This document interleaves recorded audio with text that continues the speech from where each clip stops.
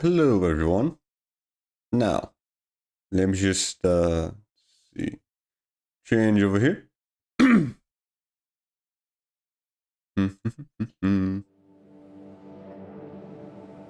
There we go. Much better.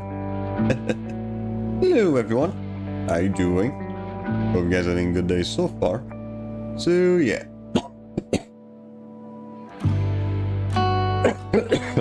Christ. Sorry about that. Still dealing with the fucking coughing. Alright. Last stream, which was yesterday. Let's see. We did some progress with GTA 4. Yeah, I'd say so. Let's see. The game, that DLC is probably still gonna take a bit to go through. Right, mostly just because not just the size stuff, but also we have to replay some of the fucking main missions to get all the objectives done. And that's probably gonna take a bit, because I think some of them are gonna be a little bit of a pain in the ass to fucking get, I think.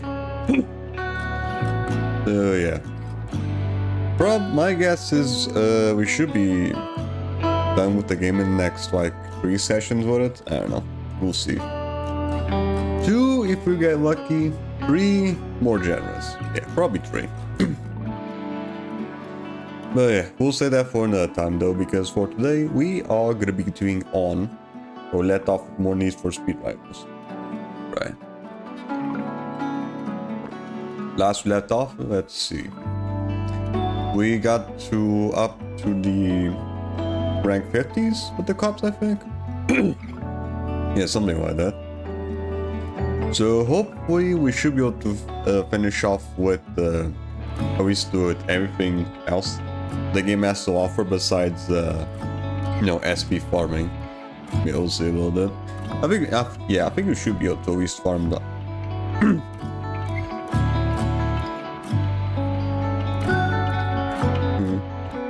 At least I should be able to at least farm out some SP stuff afterwards. I don't know, we'll see. Yeah, I think we should be able to. I don't think there's that many speedless left. Also, I scrubbed up everything good. Right, today I was able to somewhat stream on time because I had already done some stuff about college this morning, so I was able to do stuff today. I only had to like check back on the online thing to see if there's like anything new, like messages or whatnot. But yeah, we'll see if we can get the platinum today, and then probably start doing some SP farming, where we're gonna, you know, watch some videos. So yeah, with all that said and done, let's go straight to it, shall we? Now let me just change over here.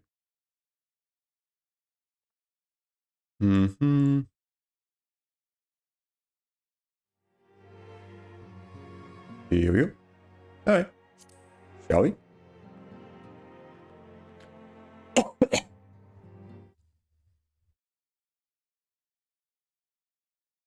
Oh, right. Forgot. I forgot. I need to switch to Ethernet.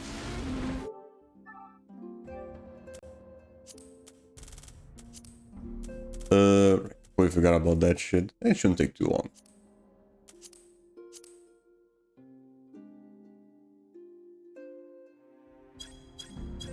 Here we go. Okay. That should do it.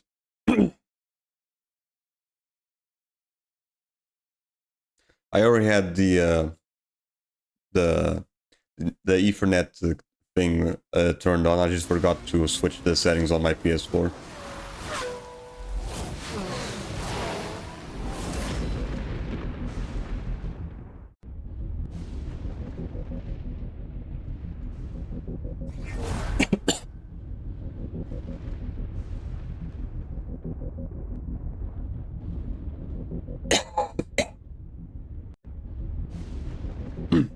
Alright.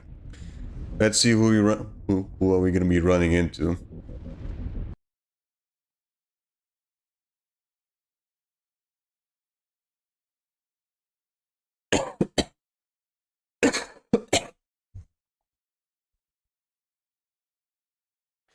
Ugh, Christ.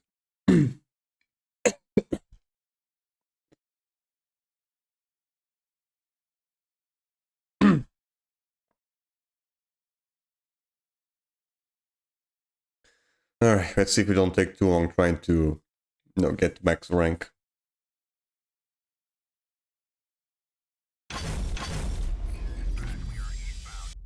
You already saw that. Christ, I already had that much fucking SP on? Alright.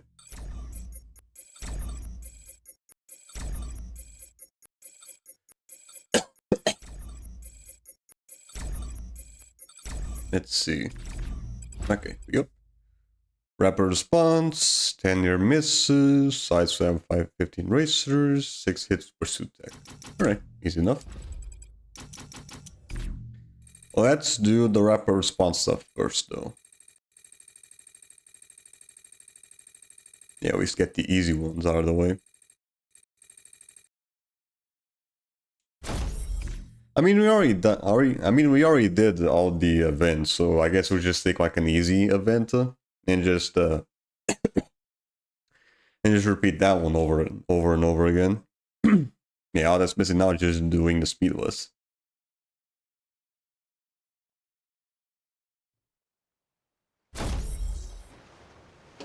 All points bulletin on the suspect racer, sending information to your MDC now.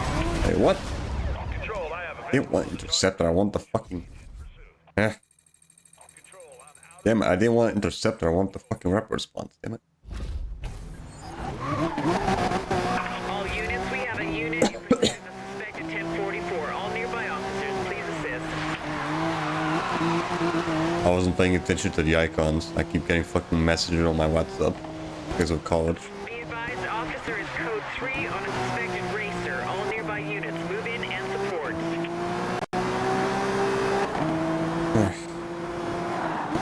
Wrong way. Oh shit. Code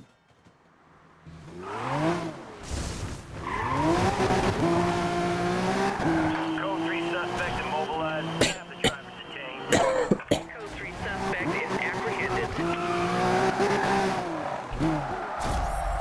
Christ. Why do I only get like a shit ton of fucking coughing when I'm streaming? Fuck me. All available units respond to this call. I'm rolling on that. Because when I was working, I wasn't coughing this much. Damn it.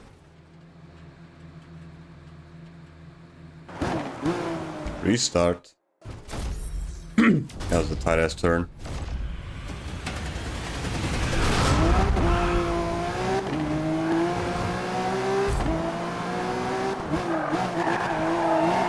Here we go. Bet.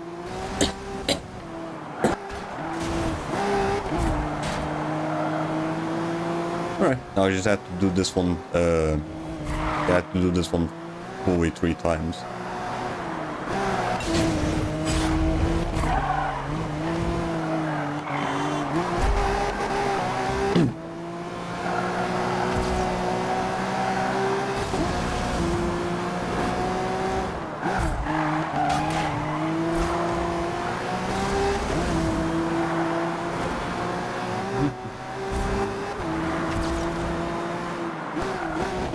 Careful to turn there.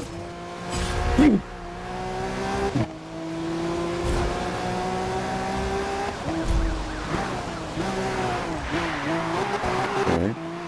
Convention in New York is gonna have the GTA 5 cast and Michael Hollock. Who's Michael Hollock though? Is he also in GTA?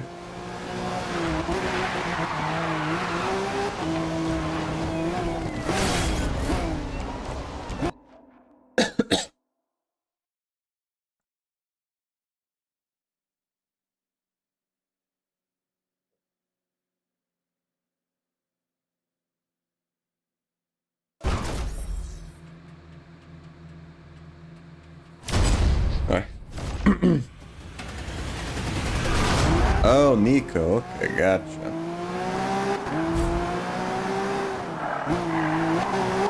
I never looked up the voice actor for the character.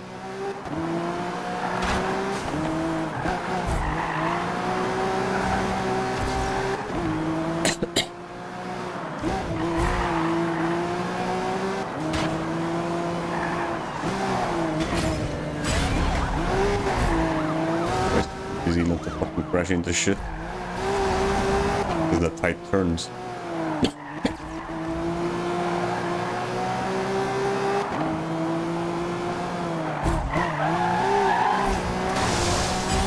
Damn it.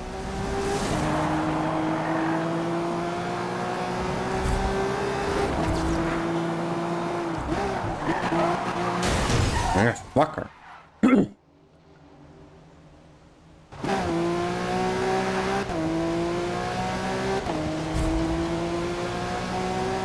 I think we should still make it just in time though.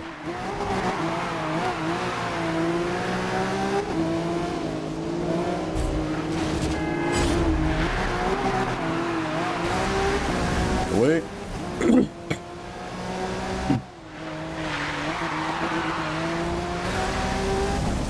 At location and ready to Yep. provide Alright. You've only played GTA 4? No, I have played a little bit of San Andreas and 5. But in terms of like actually finishing off the game, I've only done 4. Like actually just, you know, finishing in the game. Every other GTA game that I've played, I've only played a little bit.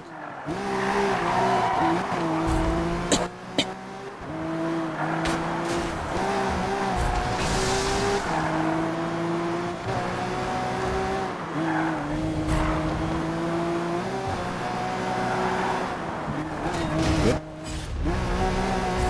A tight ass turn there.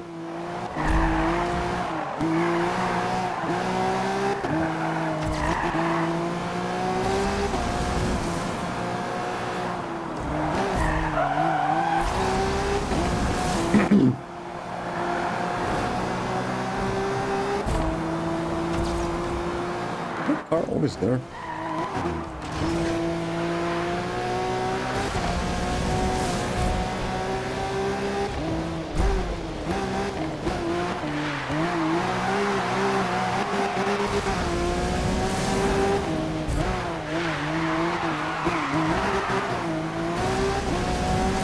Yep.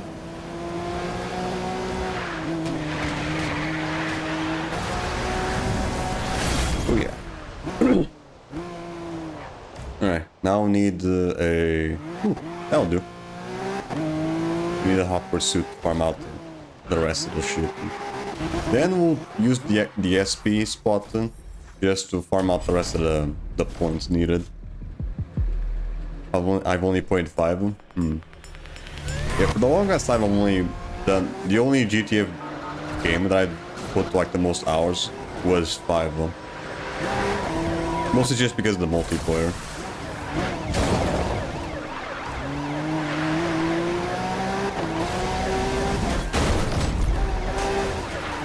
Shit.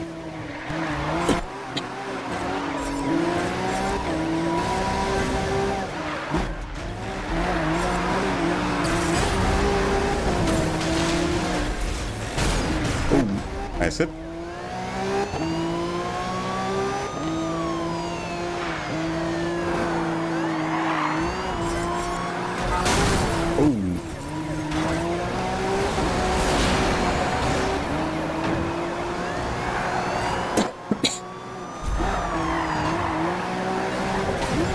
Early bit.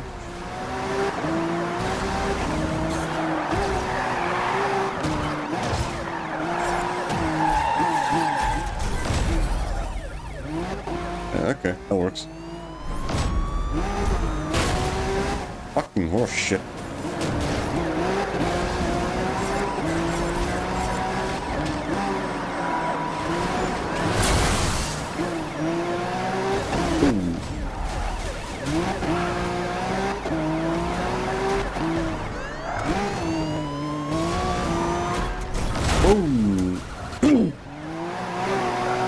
Out of the way, bit.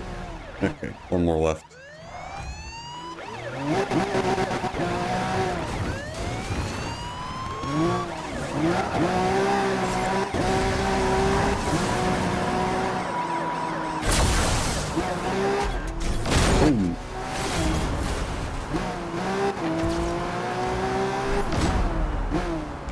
Now there's a repair thing that I can use.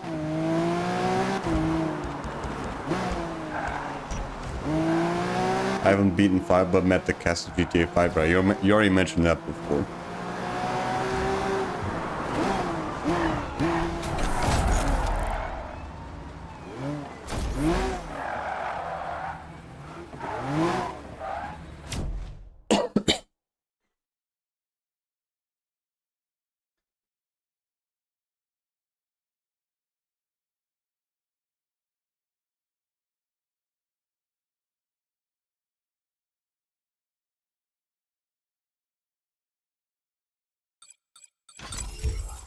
Alright.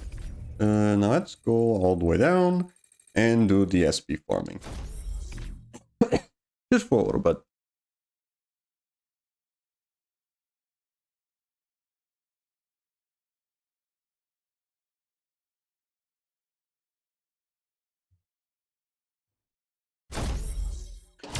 Alright.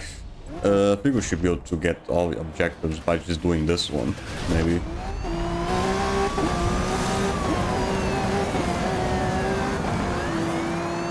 See if I can get another near miss here. Here we go.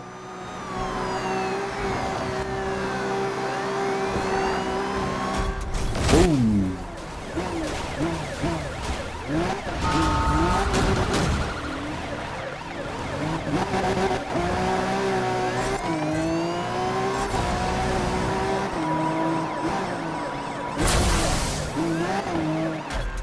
Out of the way a bit. Nice. Okay. That didn't take too long.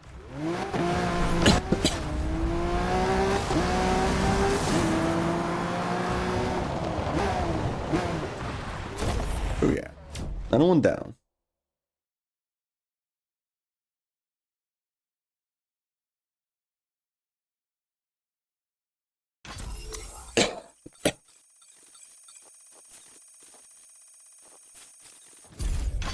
Oh yeah.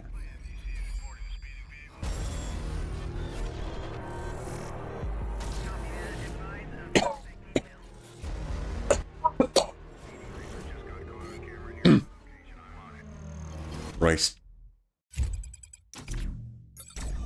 Alright, what do we have?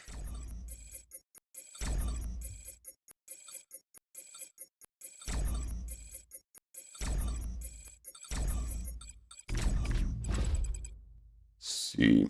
Hot Pursuit, gets ESF, 575 racers.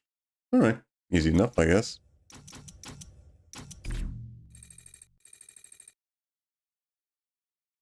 We'll just do this one, and then afterwards we'll do this one. Just because, you know, they're close by.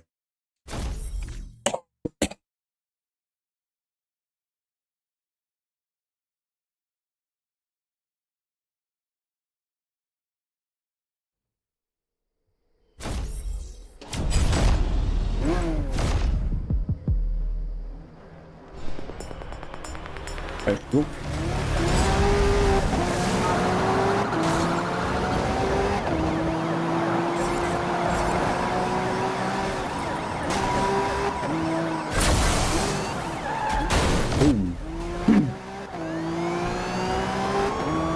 That's it. Boom! Off we go a bit.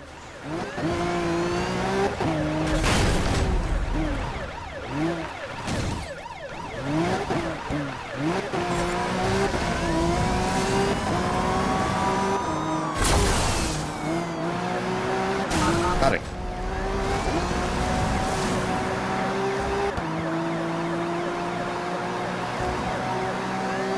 Where the other fuck is that?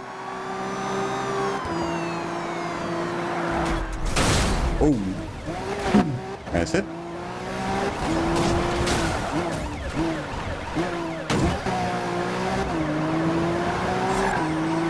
I haven't really been using many of the pursuit tech on me. Got it.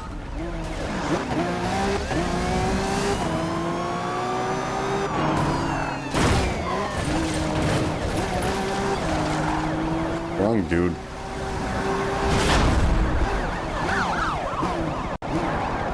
Where's the last dude? He all the way down there? Ooh, got him.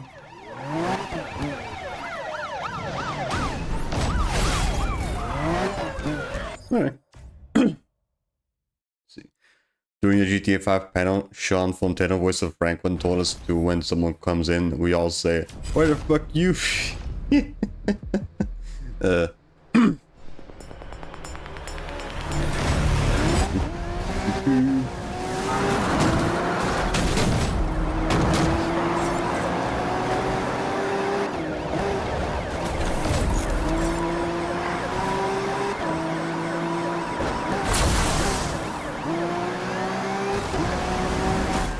Out of the way, bitch.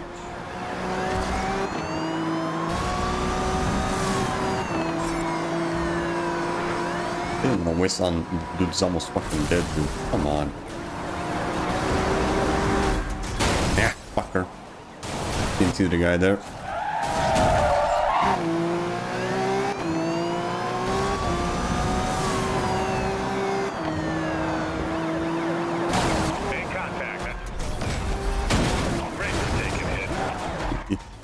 Kind of fucked that up, buddy.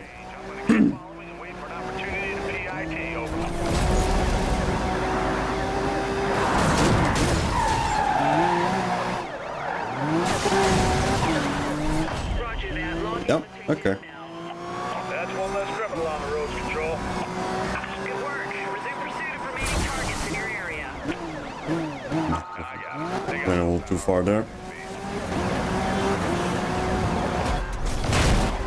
There we go. Got him. Going for offensive maneuvers. Pursuit still going. Targets in the center, Control. We copy. Alright. Time to get this bitch. All remaining 1044s in your area. Suspect spotted. I'm back on him. Units, we have a racer pursuit in progress. All nearby units converge on the location and support pursuing officer. Dispatch racers trying to force my vehicle. There you go, motherfucker. Code 3 suspect has crashed. Pursuit closed. Over. This race is done. I just need to do an interceptor. All units be advised. Pursuit in progress of a 1041. Officer requesting backup.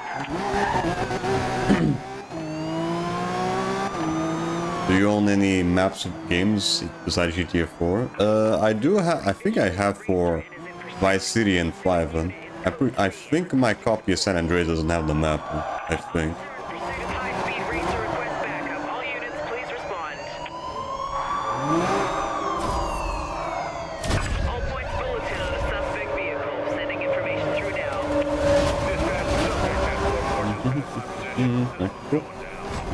Let's get this beach. I'm in pursuit of the suspect.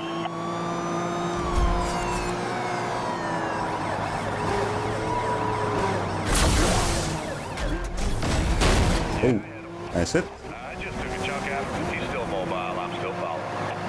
Another 1044 just entered my perimeter. Where the fuck did this guy come from? Roadblock. We've got to get a roadblock. Wrong one. Be advised, roadblocks are being... They want to go for that one. Come on, dude. Code 3 has collided with the roadblock. All units move in and detain. And he's out of bounds. Fuck me. Dispatch to all units. We have a racer pursuit in progress. All nearby units... Can you get out of bounds, dude? Come on. Pursuing officer. Fuck, there you go. There he is. Target has hit the roadblock. All units move in and detain the suspect. Come on, get your ass. Get your ass here, fucker. Bitch. Fucking there, run away. Asshole. Be advised, we now have Code 3 suspect in custody. Pursuit complete. Over.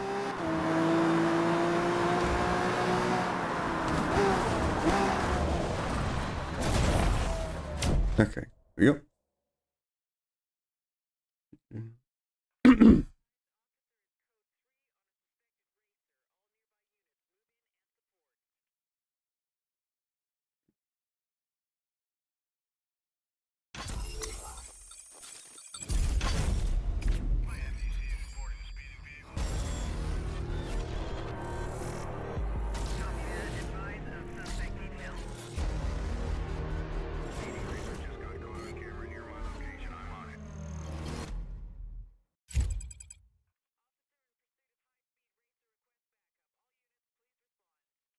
Right, sorry about that. I was just reading my WhatsApp here. I need to constantly fucking see what the fuck that everyone's talking about. The maps I own are Borderlands 1, GTA 5. Don't know if Mafia 2 also has a map. I really don't know. I do have the game, I just don't remember if it has... I don't remember if it has the map or not. Let's see. Rapper response. Get his pursuit tech and bus 5 racer. Alright.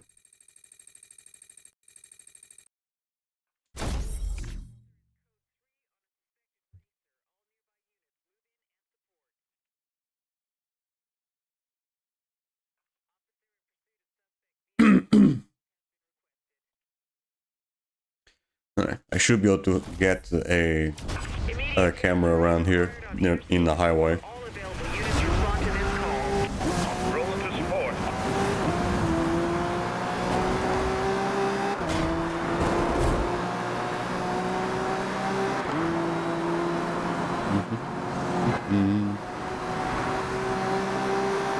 And once we're done with the hot pursuits, we'll just do the just do DSP farming later.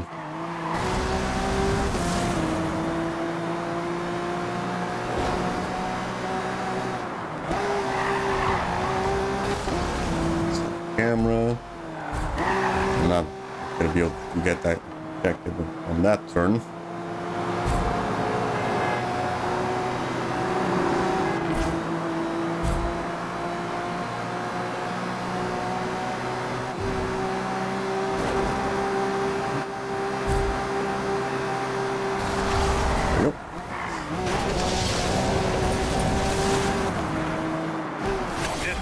Oh yeah. Okay. Easy enough. We managed to get that objective done. Let's go.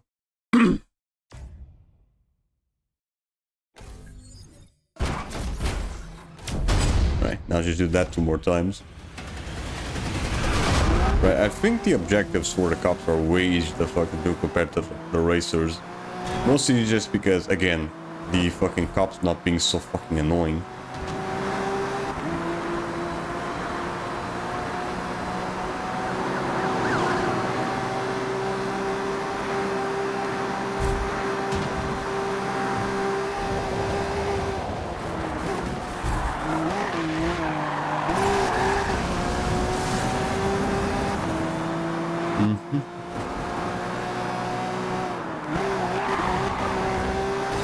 Nice.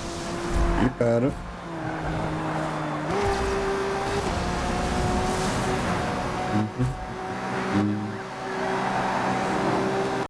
By the way.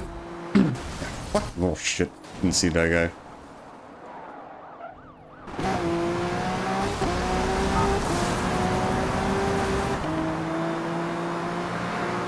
I think I probably fucked up. Yeah, probably not gonna. I'm probably not gonna be able to reach it in time now. Oh shit. It had to be that one fucking car getting in the way. Fuck me.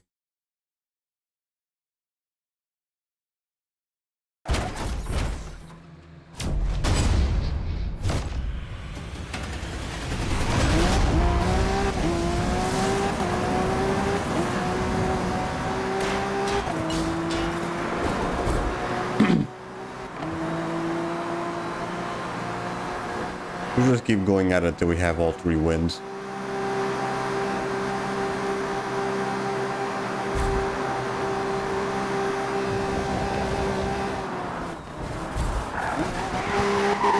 No. Shit. Yeah. Fuck me. Oh, went a little too hard on that turn.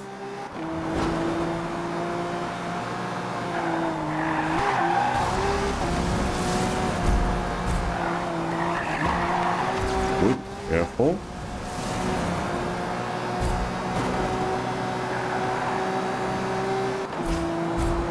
Out of the way. It was a lot of fucking time if we crash into anything.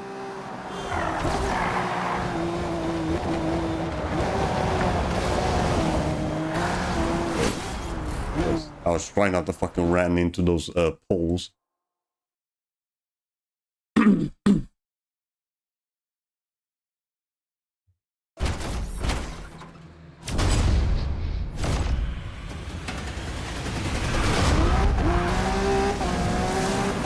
Cool.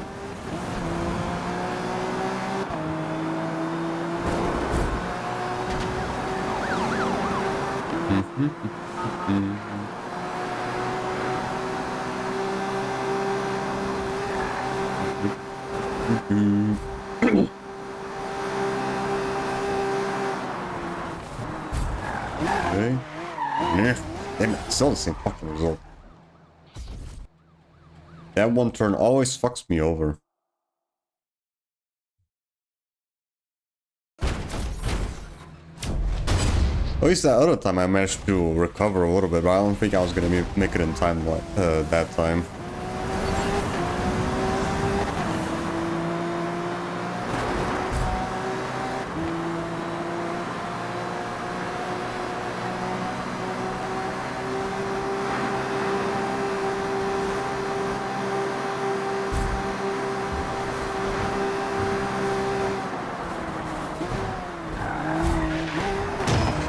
Whatever. That works too. Again, that's a very tight fucking turn. Dude, get out of the fucking way. Dude. Piss off.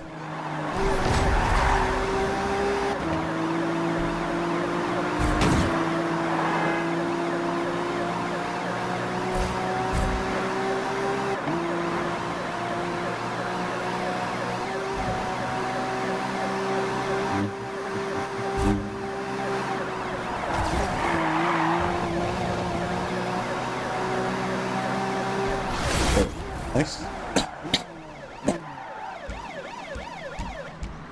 Now we need a hot pursuit.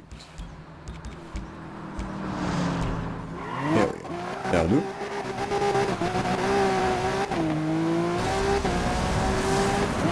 Right, I think we're gonna be doing. Oh wait, no, this is a different one. I was thinking I thought we were gonna go back to the one that we were farming beforehand. But I guess not. This is a different one.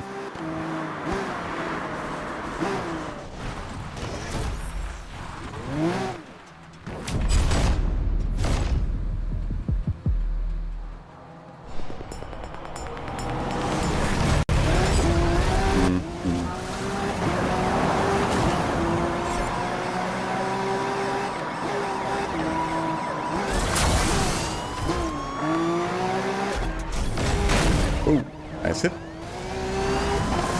Let's go. Out of here, bitch. Boom.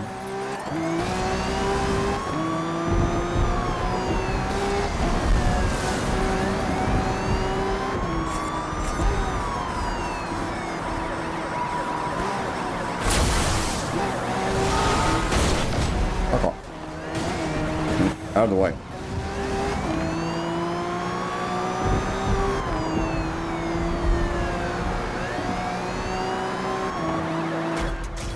Oh.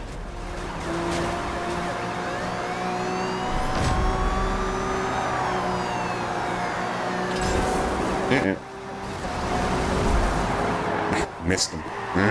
Shit. Get over here.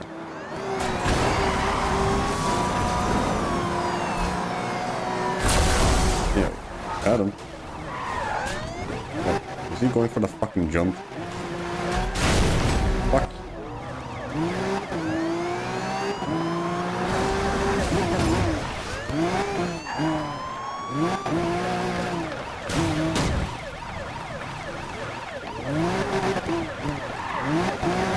Don't tell me he's going for the fucking jump.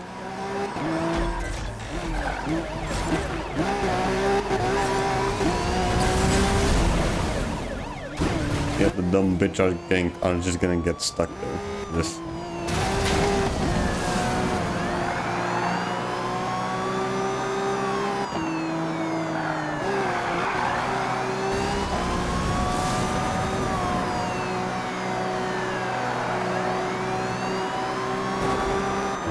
Where the hell did he... Why is he so fucking far away?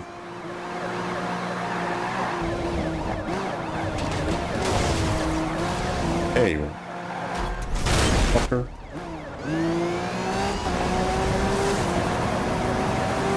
Get your ass here.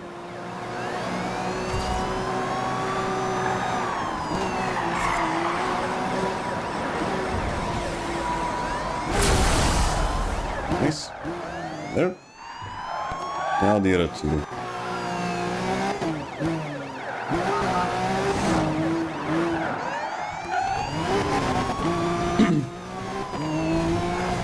You guys are so fucking useless.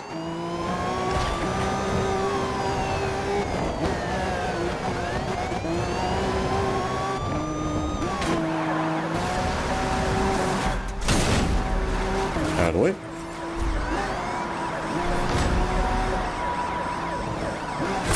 Yeah. Still need more points though.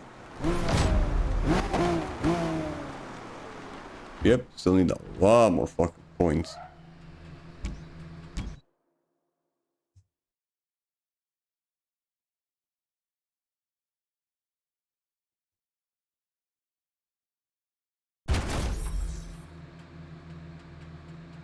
Alright. Yeah, how the fuck do I only have that little bit? Just don't tell me I'm not getting fucking points from this shit. Don't tell me it's that fucking bullshit glitch where I'm not getting any points from this shit. Come on, dude. Cause I should have gotten a lot more than that, then, at this point. Yeah, it has to be a fucking glitch. But the game just doesn't give you any fucking points for the objective.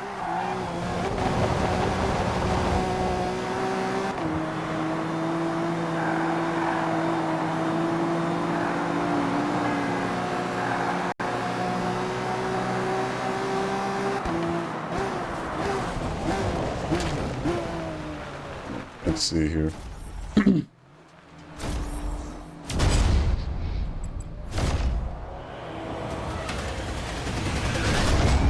Cool. It has to be that because I should have I should have had a lot more points than that at this point. It has to be a glitch.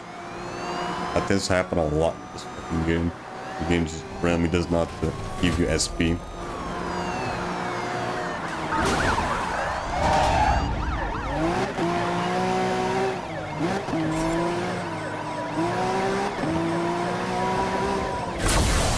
Okay, I'm just it's glitched.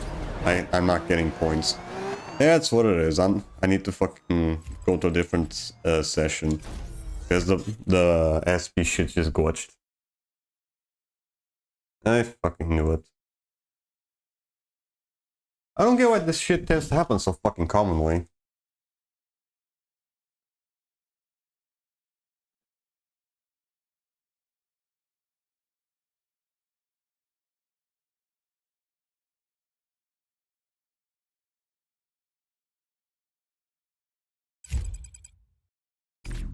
Okay, hopefully that should fix it.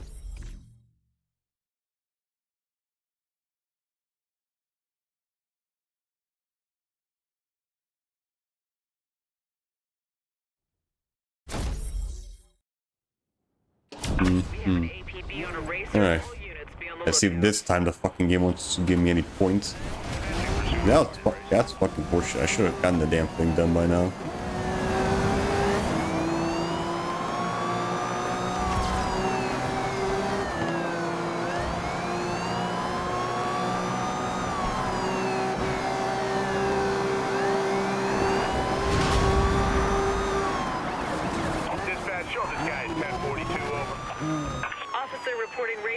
Just going for a jump.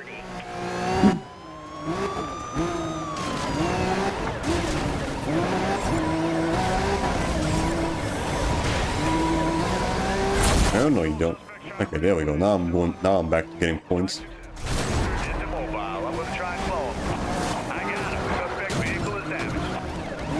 There we go. Now the points are actually fucking counting.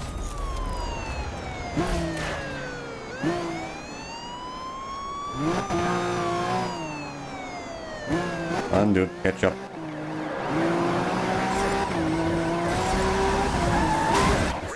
Fucking don't. You're not gonna go for that fucking jump, asshole. Not waste my time.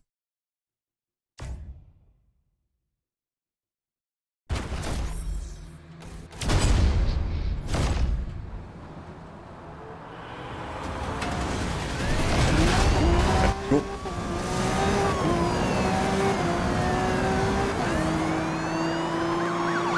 Careful.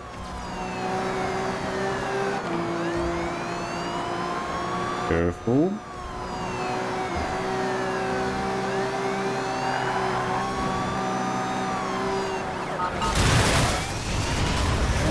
Why is he always in the depression there? Yeah, fucker.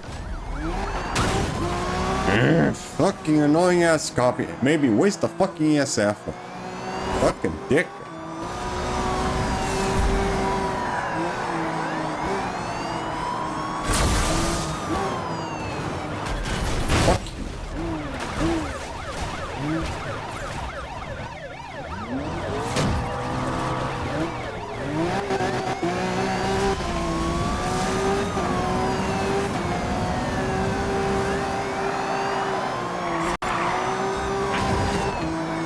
Get your ass here, fucker.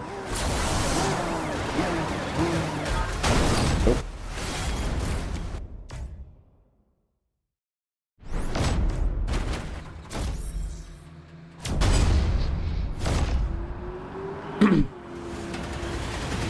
Probably two more of these should do, maybe.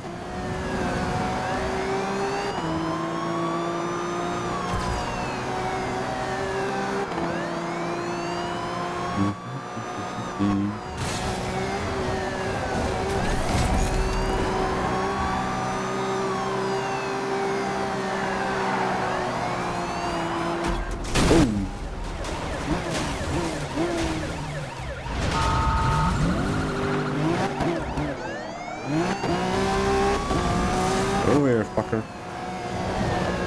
Where the hell you go?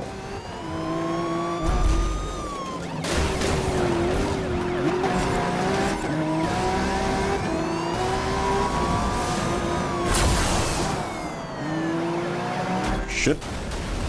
Yeah. Alright. One more should do. We're getting a lot of good at speed though.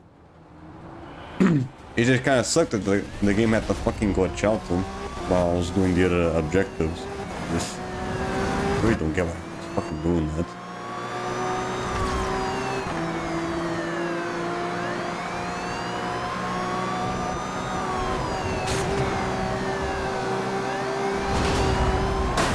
Damn it, fucker.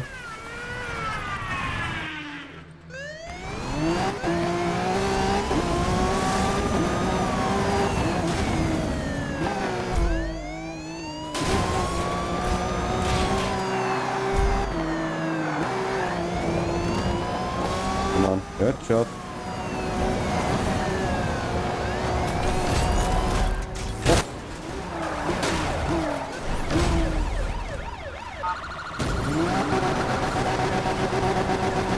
Yeah, get him. Get him. Oh yeah. That'll do. Right. Okay. Let's move.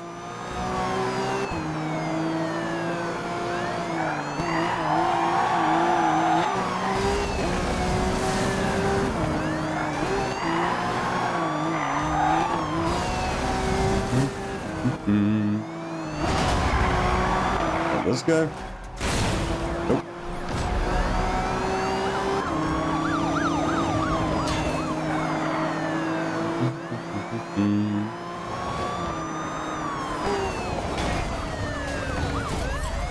Yeah, well. We'll ignore him for now.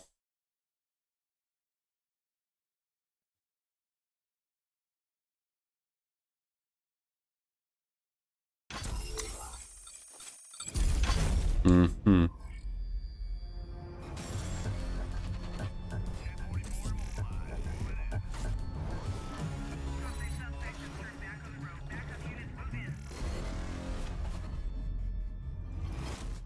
Alright. What else do we have? Let's see. Once we reach rank 59, I think, we should just keep doing that SP farming spot. So yeah, probably 3 more. Golden Heart event. Get hit with EMP. One go. Swift stream aim 1 go.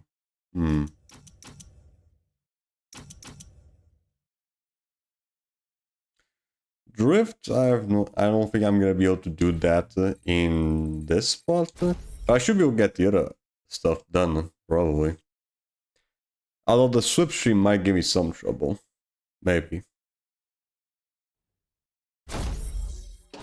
Yeah, the swip stream might give me some shit. We'll see about that.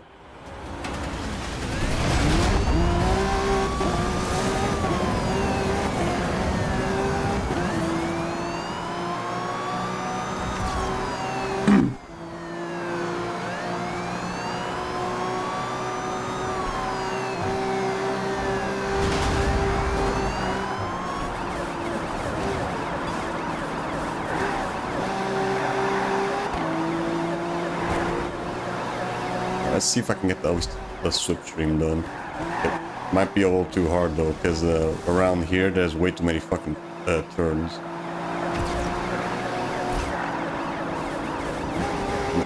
Then it's a little hard to fucking maintain being right behind this dude. He just loves fucking moving around so much.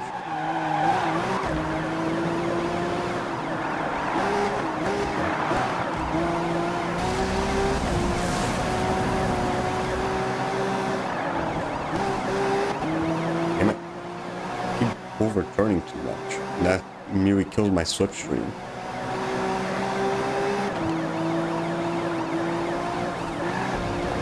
Damn it. Come on. I'm probably not gonna be able to do it here. That fucker just keeps zipping around to all the other sides, so hard to keep track of. Swip stream might be the stuff that might give me the most shit though, probably. It's very hard to maintain it.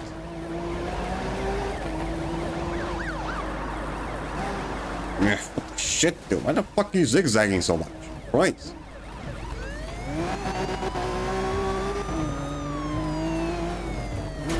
Get your ass here. You let me fucking slipstream you? Oh, I see. You're just gonna keep going back and forth, huh? Is that what it is? You're just gonna keep fucking doing that. I see ya. Waste my fucking time, asshole.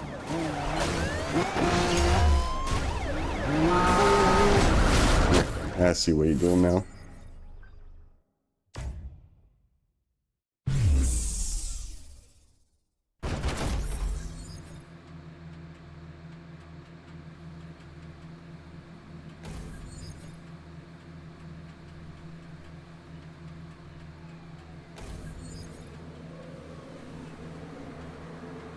Mm-hmm.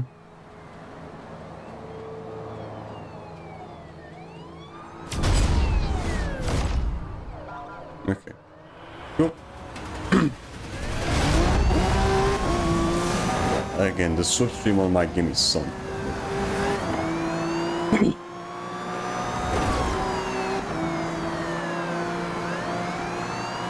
Cause this fucker just loves zigzagging.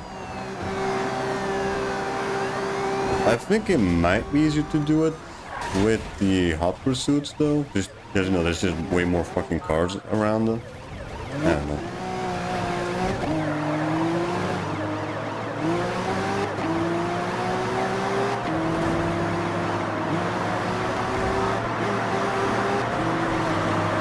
Damn it. Almost had it.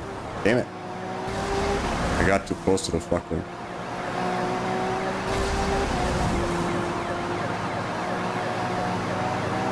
There we go. Got it. Now let's get this bit.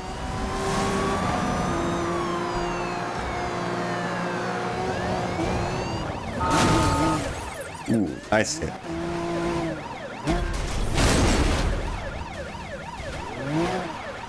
Where did he go? There we go. Got him. At least we managed to get that shit done.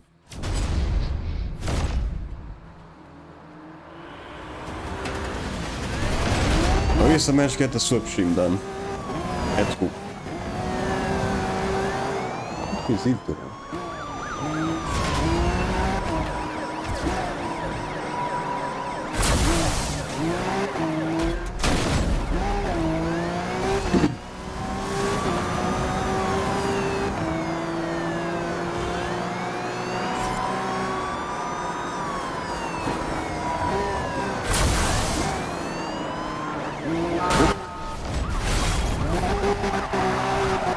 We just get more pursuit tech.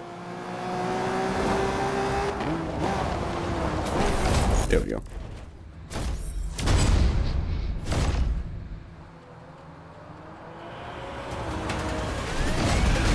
Cool.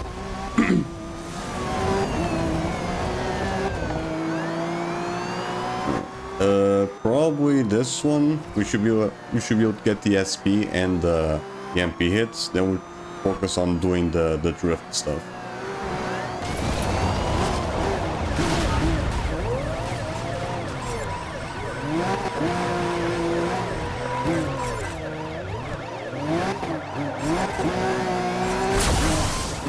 Got him.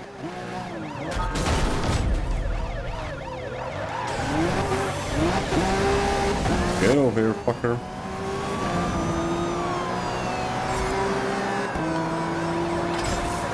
No, we don't. Ain't fall for that fucking trick ever again. Okay.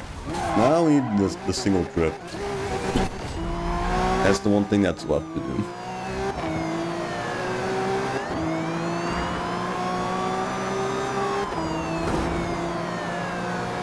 I think we should be able to get it here. I think maybe. I think there is a good turn that you could take advantage of.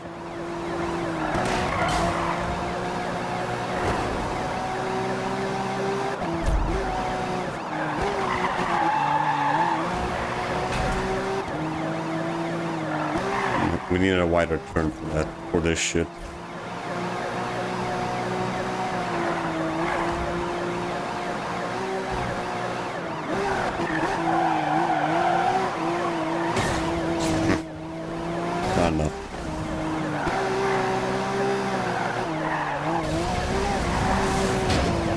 Not enough.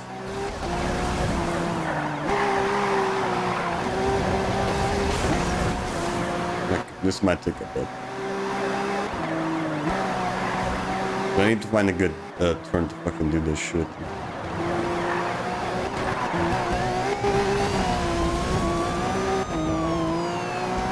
Can we turn out the fucking sirens? Christ.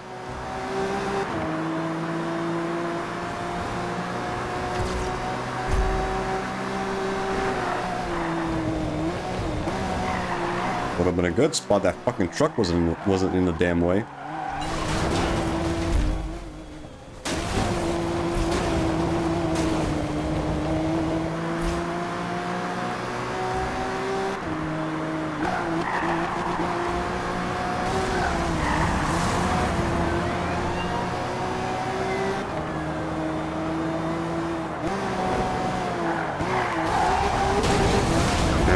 Fucking bitch! Will you fuck off? Get out of the damn way! I'm trying to do a fucking drift here, dude. Oh my god, these fuckers are so goddamn annoying.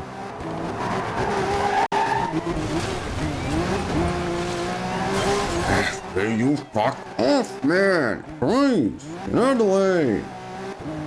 Fuck me! Why is there always a fucking car getting in the way? Will you piss off? Christ.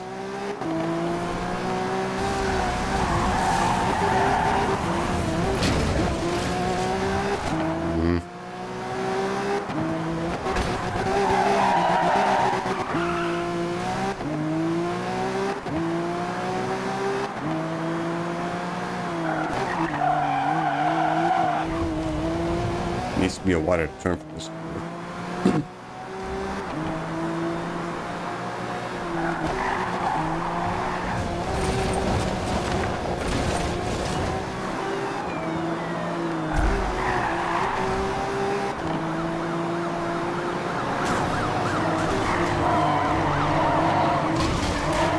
There we go. Got it.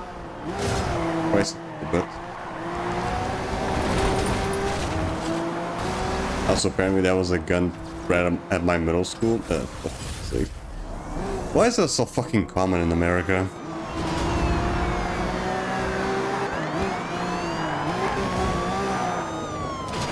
Why is it so fucking common to just fucking school?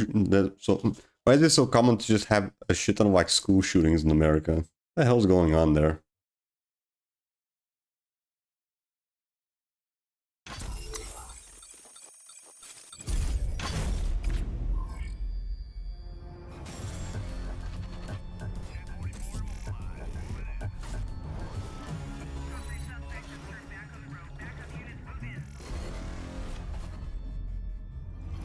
Alright, I think that's probably like the most annoying one, just getting the swifting stuff done.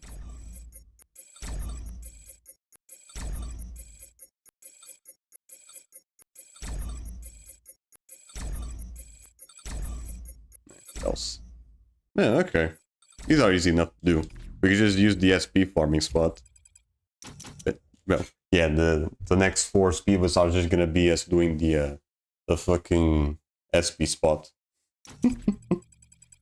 Alright. Before we continue on though, let's take a no, let's not take a break. I'm just gonna go.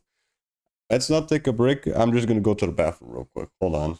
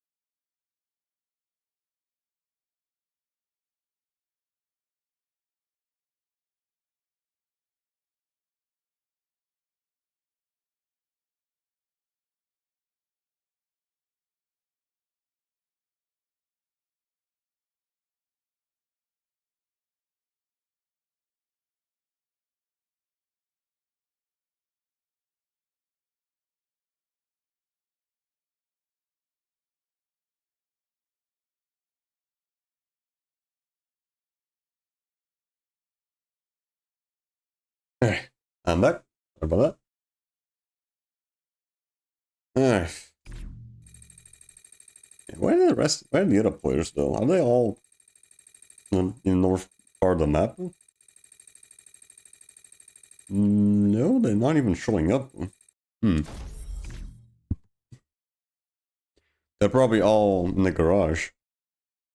Like all of them? Really?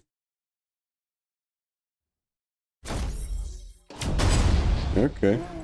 Yeah, whatever. At least there won't be any annoying ones getting in the way of this shit.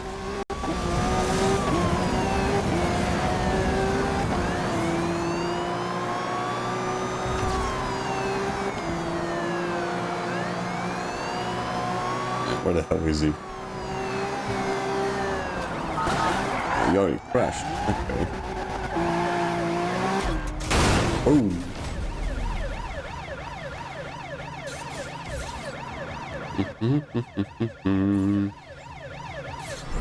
There we go. Easy bust. So then we just have to do that 2 more times for the speed list.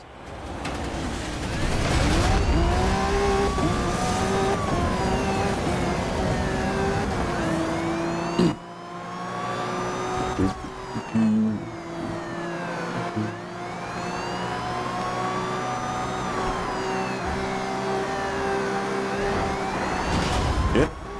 God, there's so many cars in here. Christ.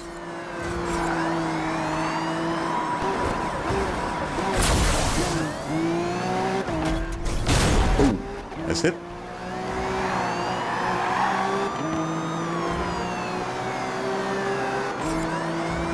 Get over here, fucker.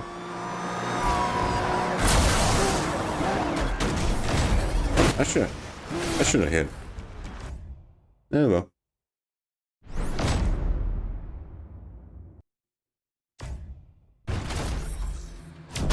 Yeah, imagine the final mission of the game is the best with the fucking farm at speed.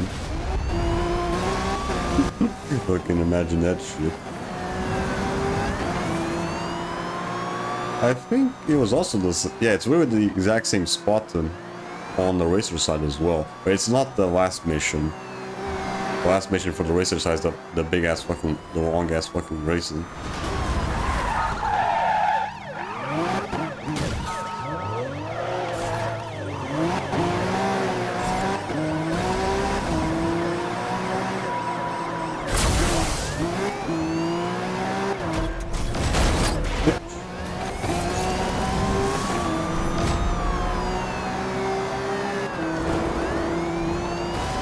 Come on, get over here. Come on, get closer. Okay.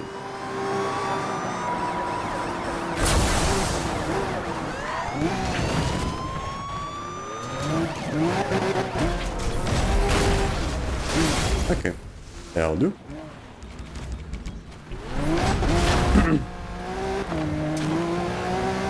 At approximately 11:40 a.m., our secure school plan was activated district-wide. District-wide? This shit. As a precaution, after an anonymous threatening phone call was made to the school's office, the police departments were immediately contacted, responded to the school, investigated the situation. I received notice from the police department at approximately 12:30 p.m. that this is not a credible threat. Okay, so it's just like it was just someone phone prank calling or whatever.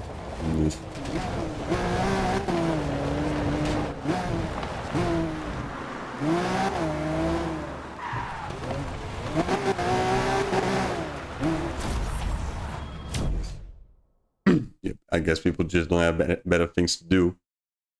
Besides either that or just fucking swatting people.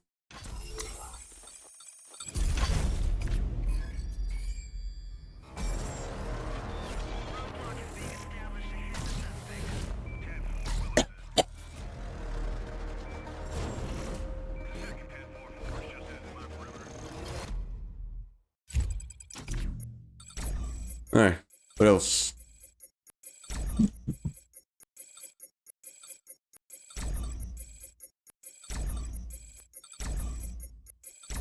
Right, now just the same shit.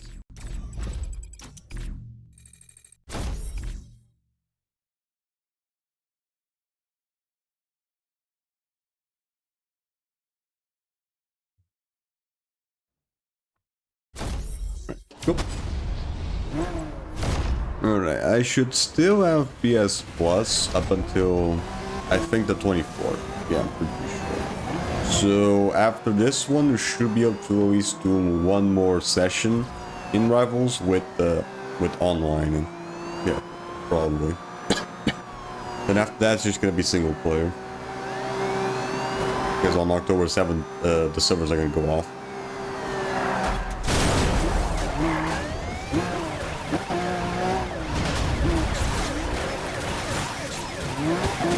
No, it's fine.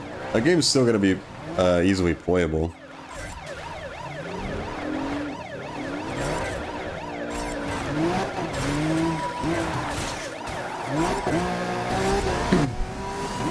It's just that you can't play online anymore.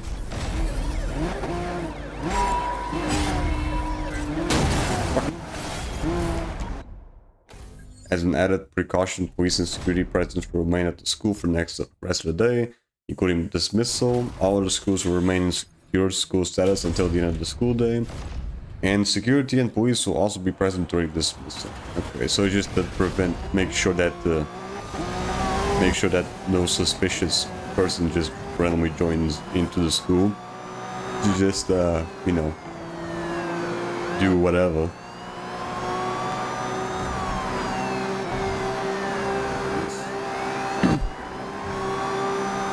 Why has this become so, what has become a fucking society? It's just randomly fucking prank calling that shit. Just completely just wasting everyone's fucking time and police funds as well.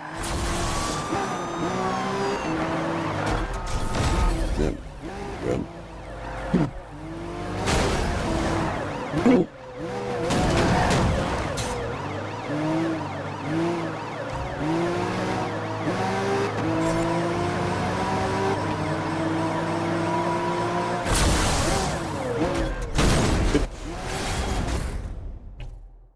Yeah. But this and the fucking, you know, the trans shooting.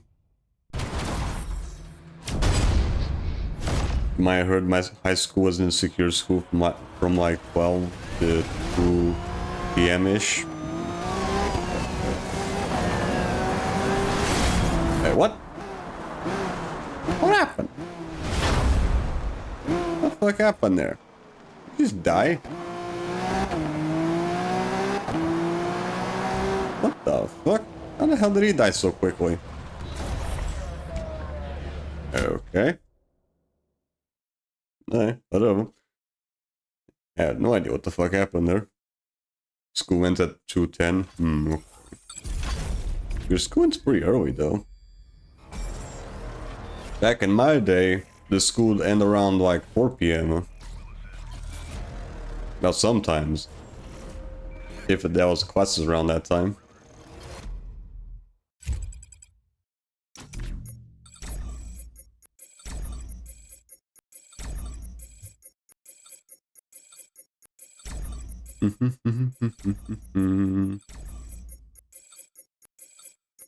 Okay, now I just have to do that event 2 more times, at least for the speedless. I asked someone I know, they said I deadass had a theory that nuclear radiation had occurred. Nuclear radiation, what?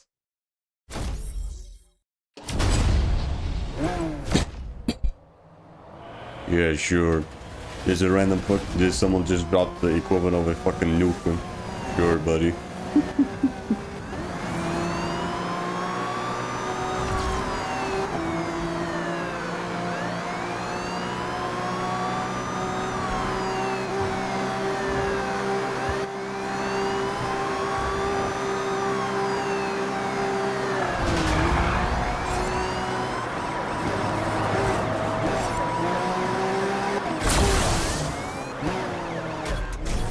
Oh, nice hit.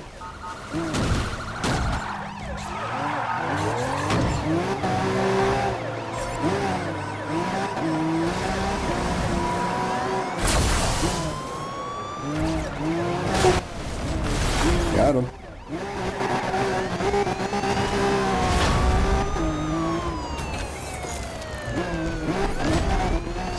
This way. Yeah, fucking good. There's people believing any fucking theory nowadays. No matter how bullshit it sounds.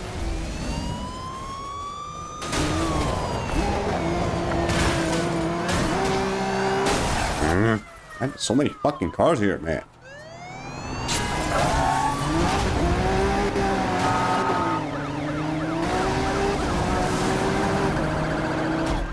Ah, boy.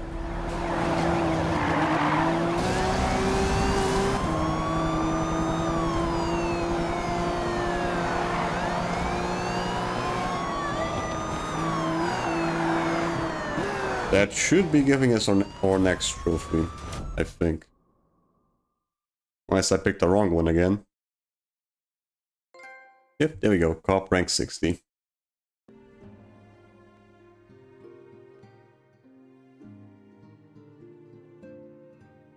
Alright. Now that's only missing 2 more trophies. These 2. First, let's get the last speed whistle as well done. Then we'll go back to that other piece of shit car and start working on the collectibles. Also doing the miscellaneous trophies at the same time.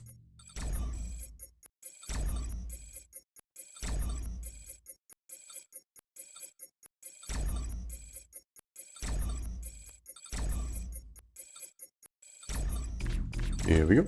Alright, now we just do that one more time.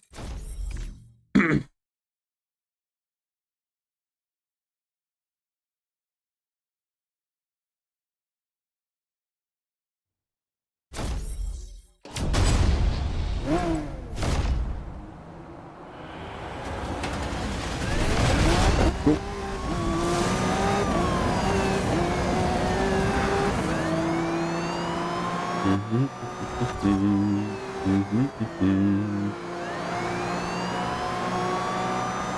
Where the fuck you going, bish? Get your ass here. Where the fuck you going?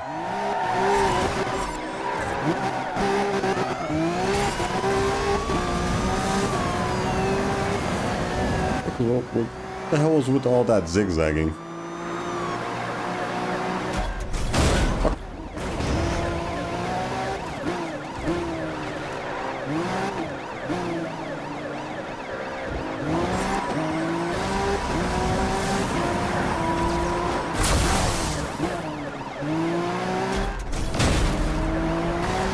I didn't do it.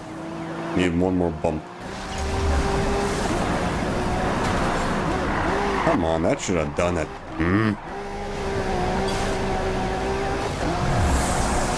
No, fucker. Little shit. Right. Now I'm probably not gonna be able. Ooh, wait. Right, I was just about to say I wasn't gonna be able to catch up to him now, and then he just randomly fucking crashed into something. All right.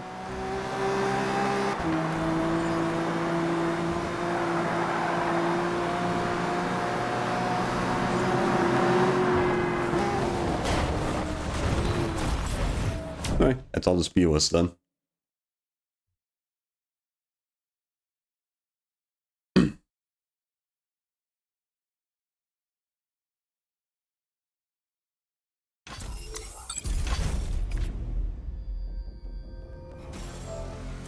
Alright, which car do I have to use?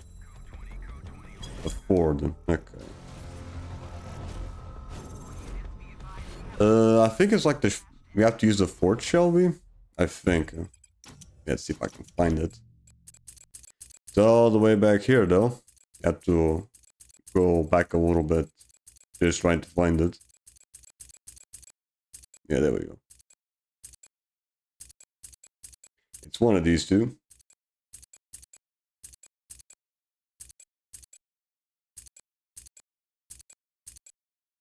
Yeah, let's go with this one. Alright.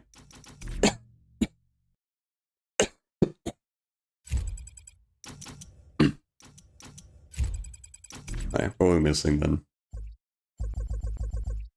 We're missing 2 speed zones and a lot of jumps.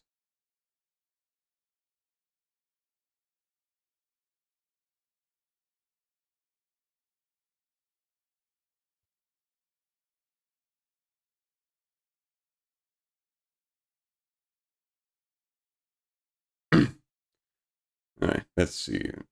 Speed zones. Here we go. Now let's see the ones that we haven't done yet.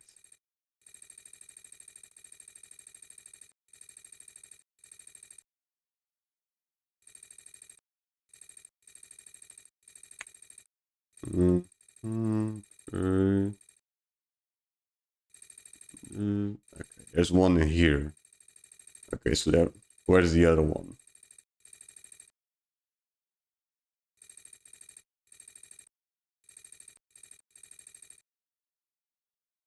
Wait, what?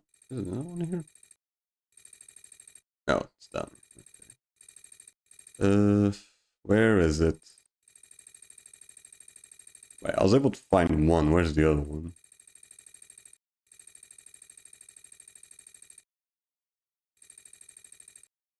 Ah, there it is. Okay. Found it.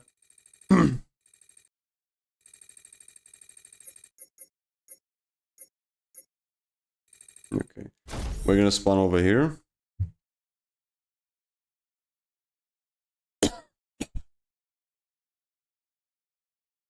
And we'll work on the jumps.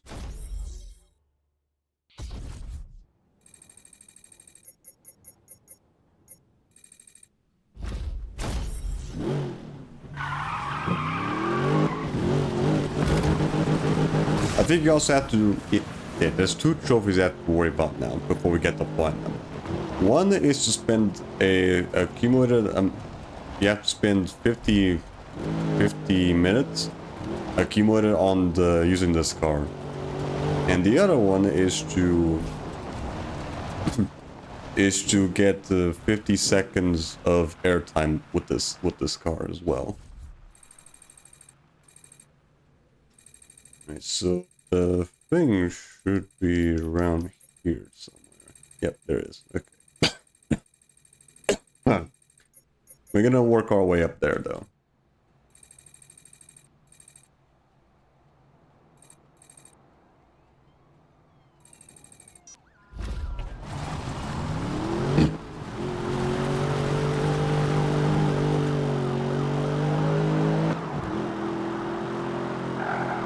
I should probably also keep track for how long we've been using this car for. Because you have to get 15 minutes. I'm pretty sure you already got a good chunk of time with this one though. Pretty sure.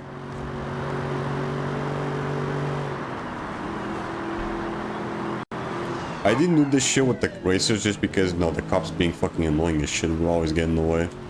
So I always save this for the cop campaign.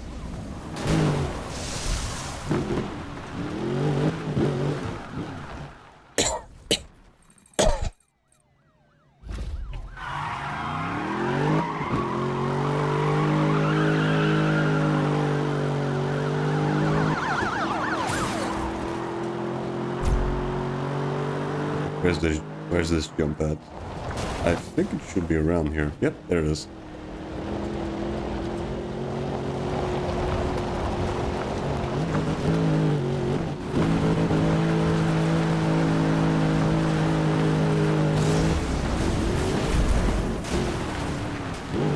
Didn't count probably because I was just going too slow. Alright. This car takes a bit to keep going. Especially while going uphill. Doesn't have really good acceleration.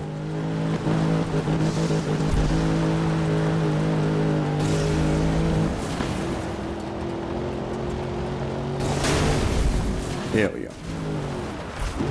Now I count it.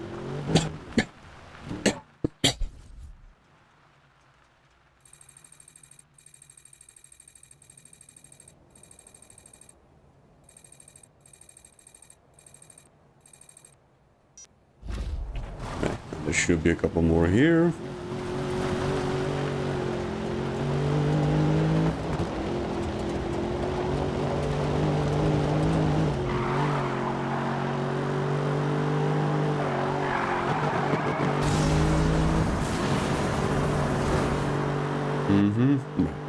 We're gonna be spending a long time trying to get these jumps though, because there's still a lot of them left. Oh well, we're gonna take advantage of that just to also get you know, the 50-minute trophy with this car as well. That's the plan.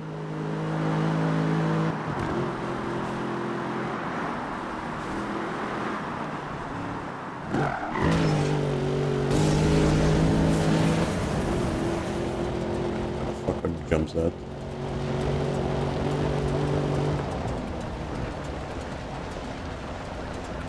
Okay, I see one up there. And one down here. Why do I always end up facing the wrong fucking way? God damn it. I always end up facing the wrong way for the fucking jumps. Fuck me.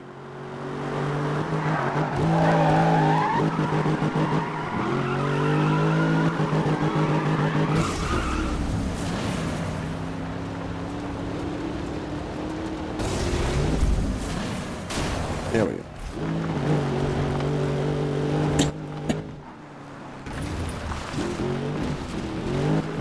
And the other one's up there.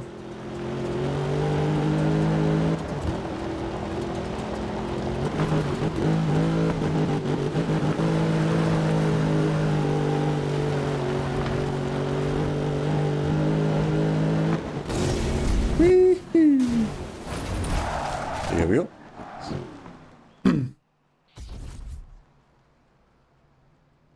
Okay, looks like there aren't any on that side.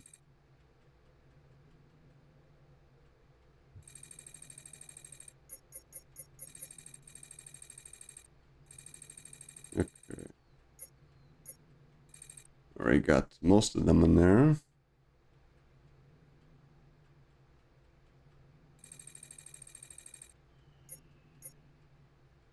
Okay. Okay, we missed one in here.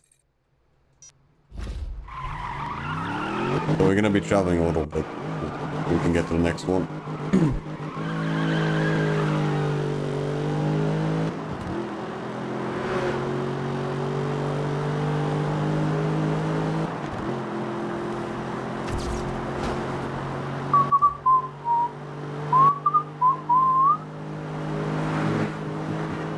Yeah, it's fine. As long as we get the the time requirement for time required for this for the trophy.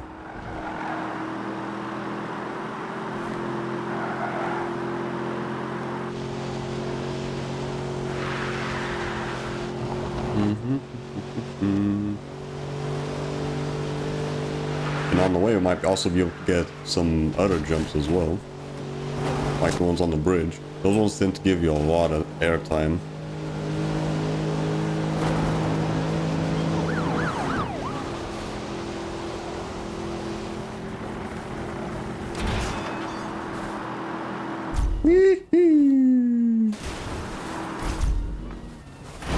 Oh yeah.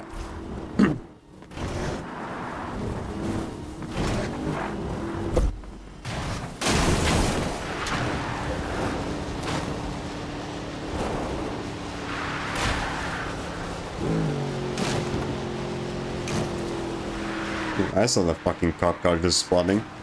Just saw that fucker just being in midair. The game makes it so fucking obvious.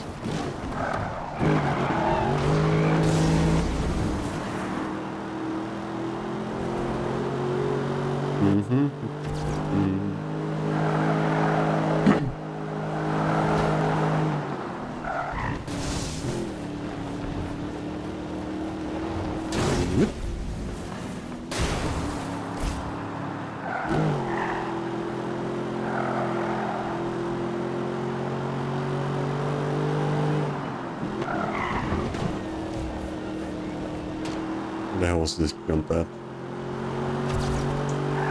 We should be coming up to it.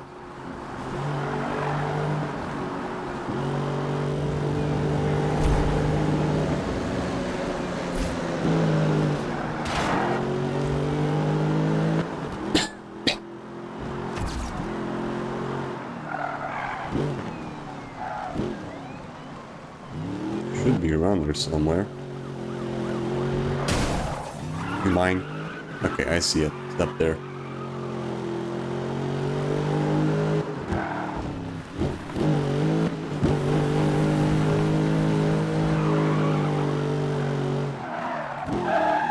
Right over there.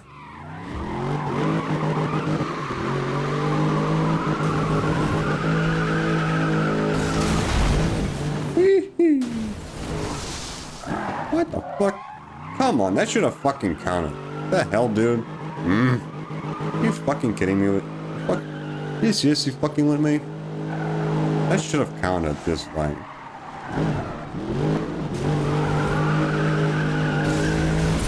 There we go. Cheeky bitch.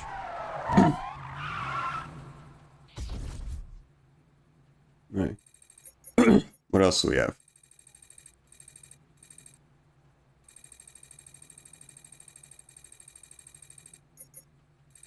Where's that speed zone?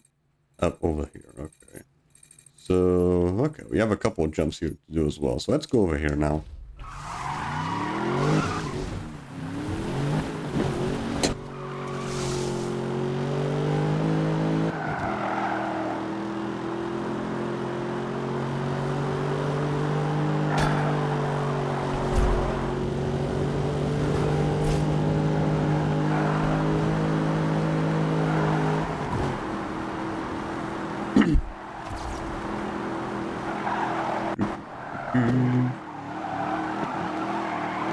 All good there.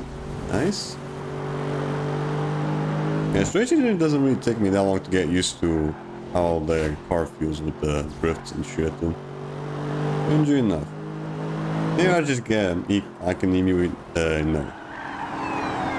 I can immediately tell how far I need to, like, hold down the brake or whatnot. It's either me being already used to the game or just the game doing a really good job making you feel like you're actually driving this fucking thing.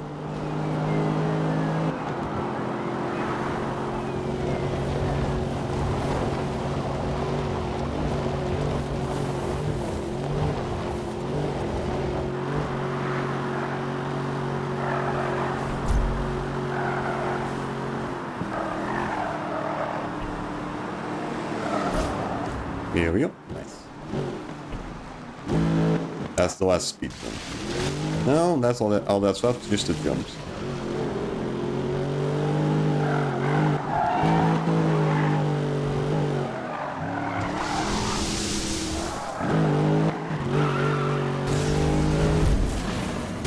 Ow. Need more speed for that one.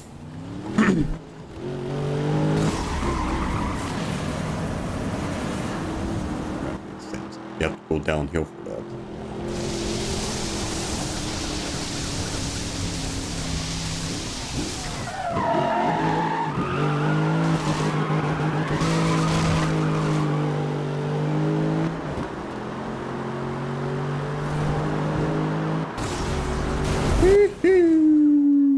There we go.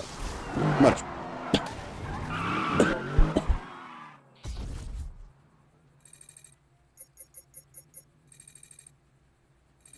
There should be another one here.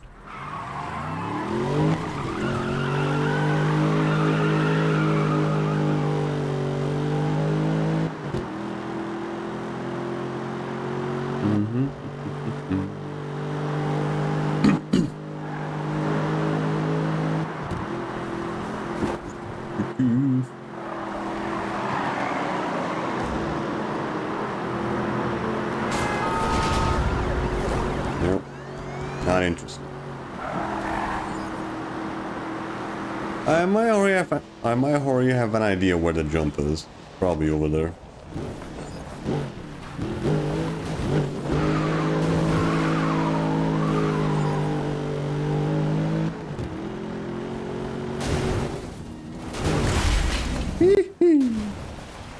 Oh yeah. Alright, anyone know? Let's see.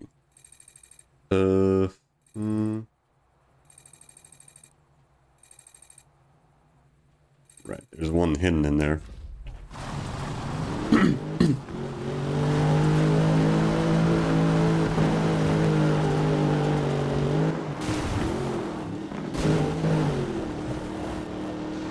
No idea why the fuck I'm still missing so many goddamn jumps though.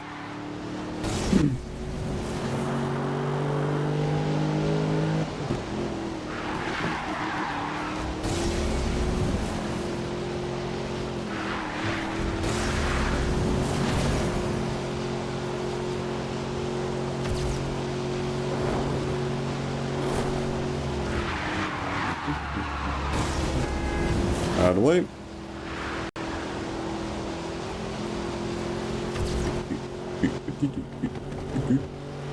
I should have waited for the jumps there. Oh well. There's bound to be plenty of other jumps to do.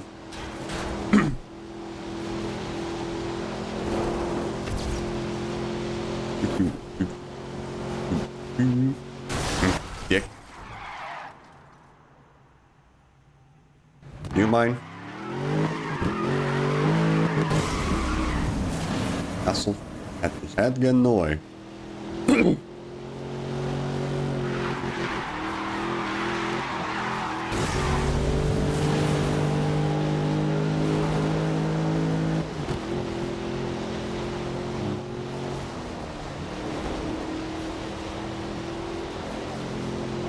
Another one there.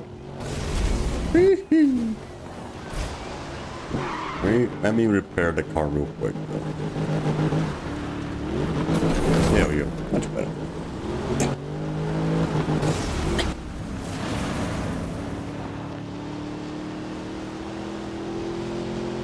Christ, this one was really needed the fucking repair.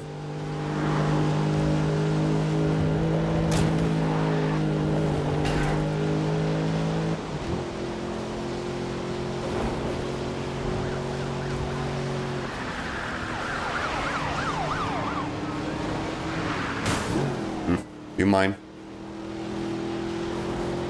Okay, I think I see it. It's all inside that 2x4.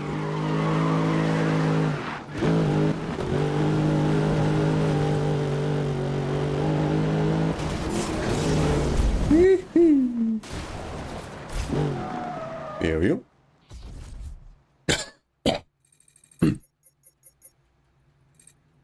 Alright, what else?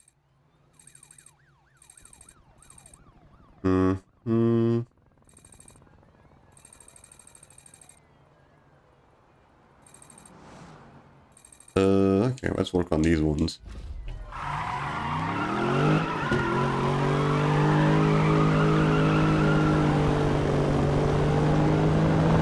Yeah, there. Helicopter? Yep, looks like it.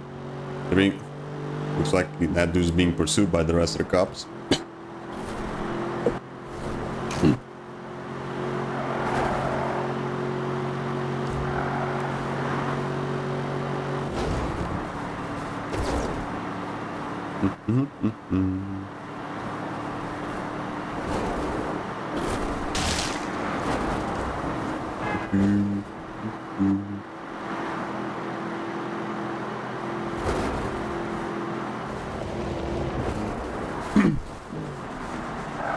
Careful.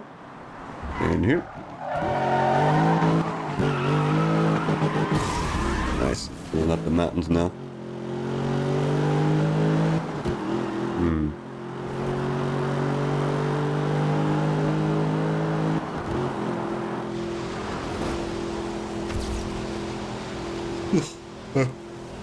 There should be a jump coming up real soon. Yeah, there's like 3 of them need to grab around here. There should be one coming up right now.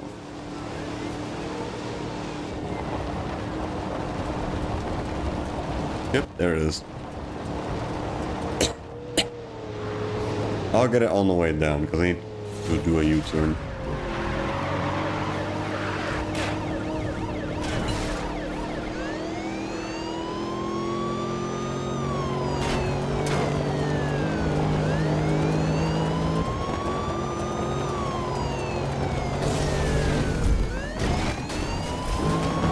Works.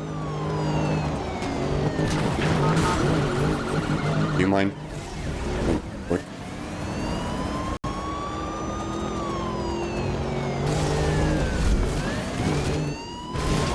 For you? Alright, that's both of them now. Now for the other one.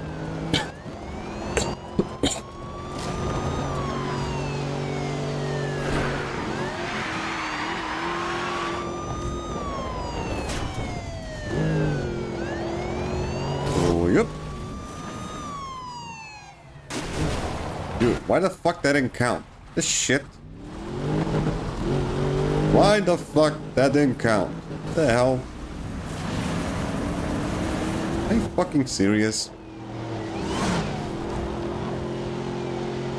God, I'm super fucking picky with that shit. Do you mind? How the fuck that didn't count?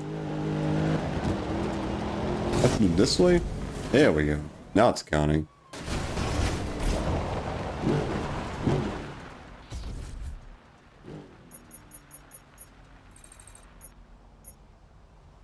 Alright, what else?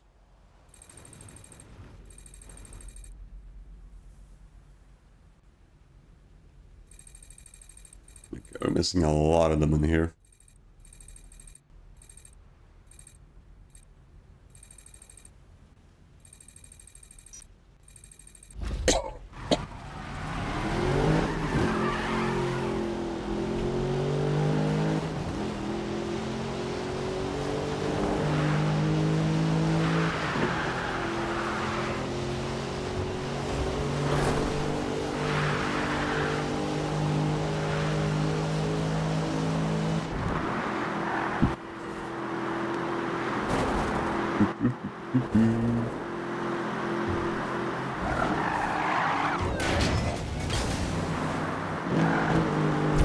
Real quick. Thank you.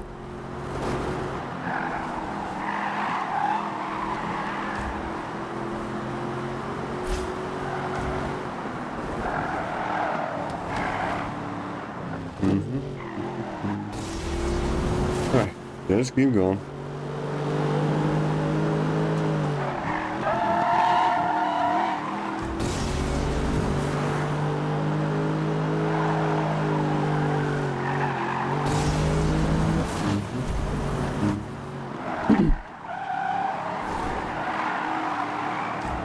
Alright, where is this one at? Should be coming up.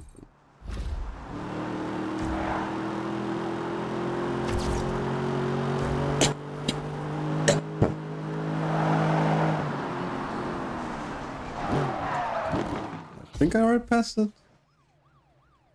Yeah, I think I already did. Hold on, go back. He was on the right side here.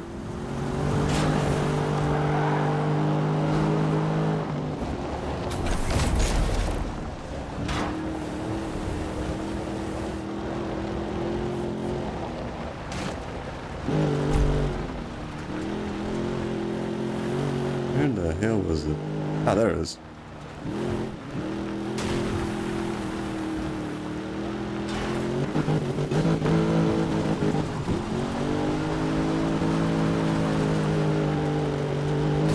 What up? Okay, that works.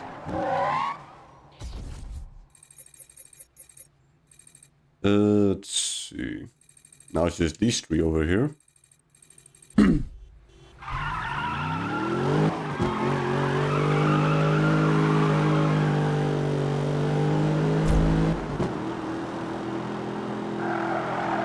Yeah, I'm pretty sure by the end of us getting all the jumps, I think we should have enough time passed to get the trophy, and probably also the platinum, most likely. We'll see. We'll see. Because again, most of these jumps are pretty far between one another.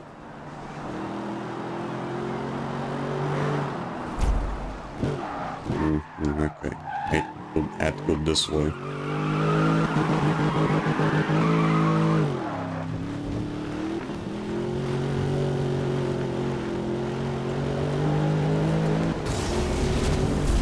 Oh, oh yeah.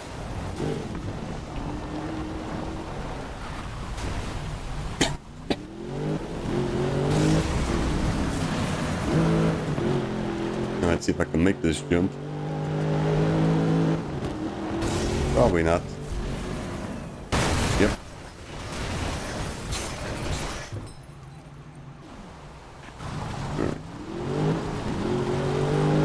Officer in pursuit of high-speed racer request. Let's do that again, but let's go right instead of trying going up the ramp.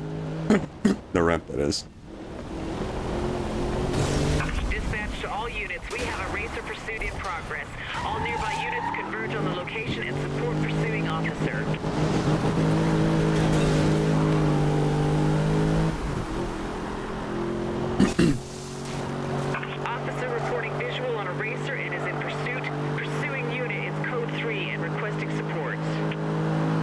No thank you. I'm busy doing my own thing, lady.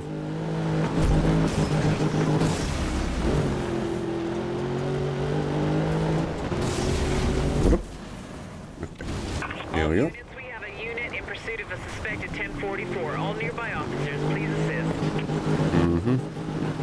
Now let's do this too. There we go. Oh, good.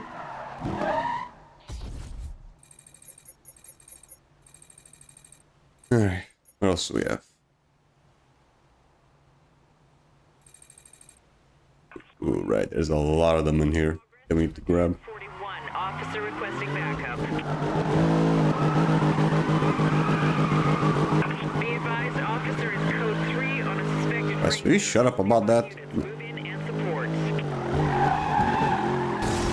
Christ, lady. Will you shut up about that? Fuck me, I'm not fucking doing it. All units, we have a unit in pursuit of a suspected 1044. All nearby officers, please assist.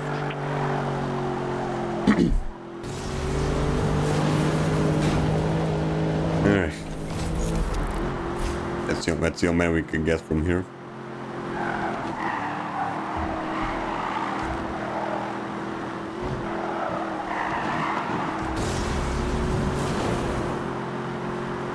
Comanche control of Interstate 4. I'm picking up high-speed movement in my area. Could be a 1044. Officer reporting visual on a Fucker. racer and is in pursuit. Pursuing unit is code 3 and requesting support. Whatever. Not dealing with him. Suspect is getting away from me. Dispatch, I'm pursuing a 1041 on Interstate 4. Suspect. There we go. 5432 Mach 1. Okay. Requested. Nice. Now it's just the spend 50 minutes using this car. Code 3, requesting airship support. Copy 1037. Request airship is inbound.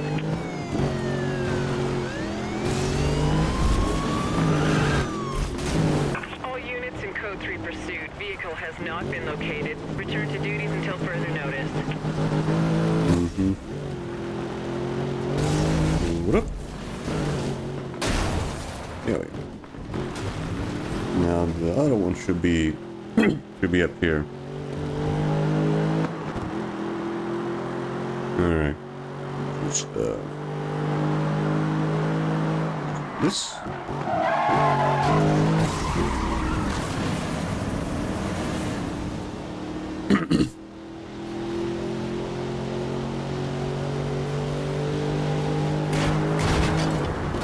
Whoop. Oh yeah. Right, is that all the jumps in here? Yeah, I think so. Yep, pretty sure. Alright.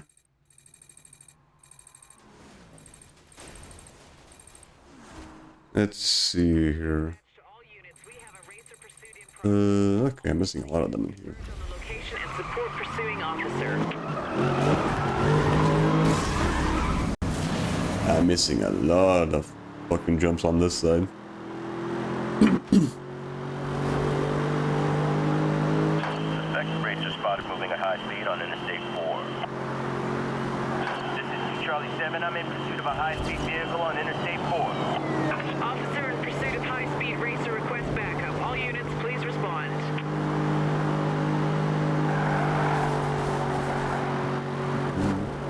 Right, they're all. It's all the ones up in the mountains. That might take a bit good there. All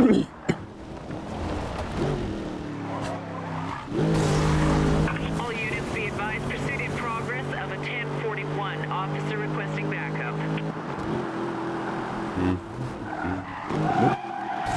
Keep it going.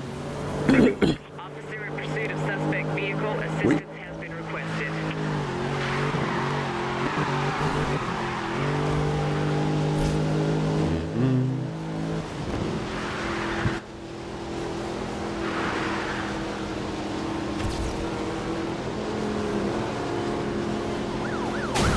Out of the way, dick. Dispatch to all units, we have a racer pursuit in progress. All nearby units converge on the location and support pursuing officer. Officer in pursuit of high-speed racer request backup. All units, please Out of the way. 1151 from a 1042. Developing code 3. Copy that. Code 3 authorized. We'll advise units in your vicinity. I don't care. I'm just gonna let him die. And just gonna let that fucker go by. I need backup. Yeah, about a shit to worry about. Copy that. We have backup en route from other calls. We'll advise when I have an ETA. Over. This racer is pulling away. I'm losing him. Pursuit aborted. Resuming control sweep.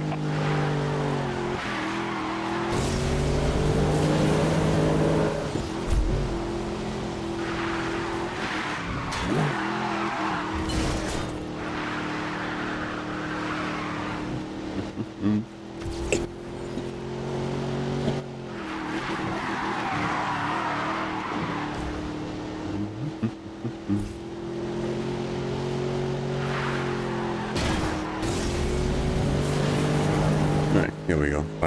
Finally up here.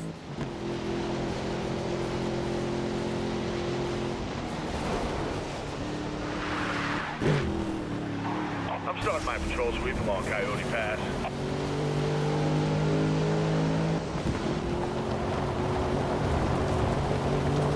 Whoop. Dispatch, I have a racer moving at high speed along Coyote Pass. Whoop. Suspect search suspended. Units return to duties.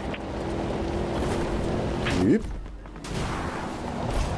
There we go. Where do you want to go? Let's go.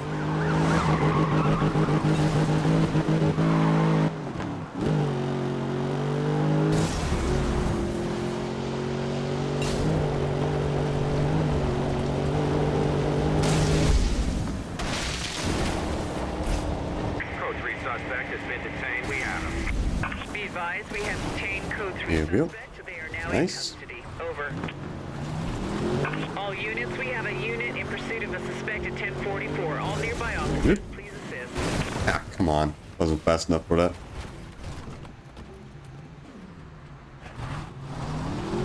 Okay, gotcha. I need to back up a bit more. There's like an extra jump in the middle there.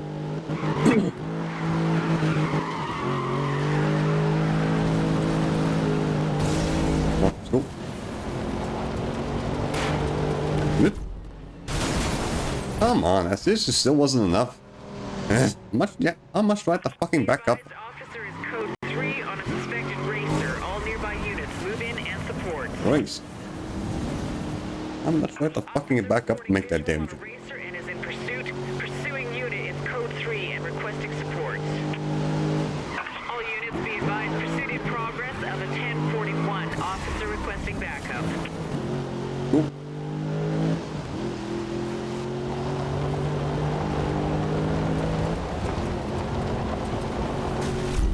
Here we go, finally.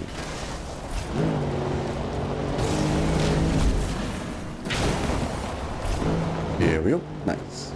That's all the jumps done there. Okay. Good, nope. All units be advised, pursuit in progress of a 1041. Officer requesting backup. Alright, what else? Advised, officer is Code 3 on a suspected racer. All nearby units, move in. Let's do this one.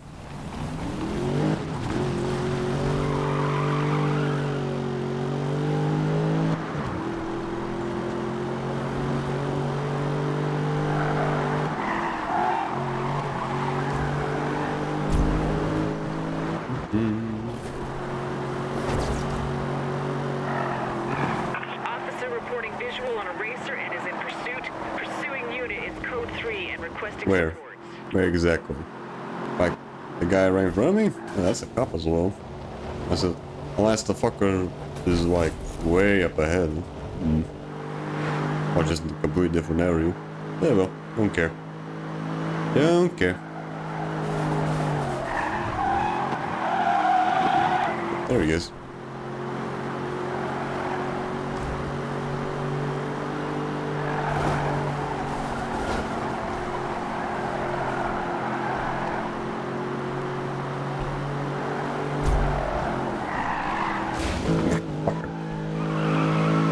That turn fucked me over there.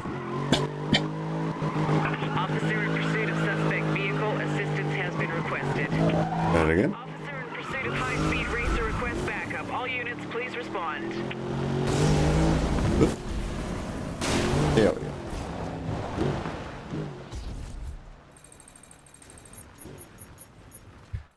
Alright, what else do we have?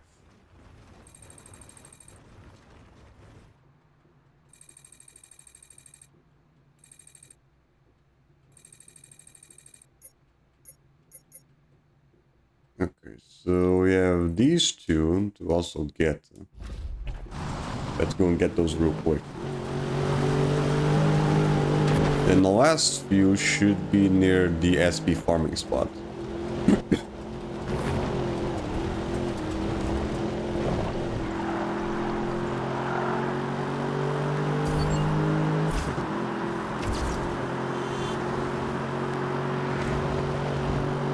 All units, we have Is he gonna be going after my ass now? 44. All nearby officers, please assist.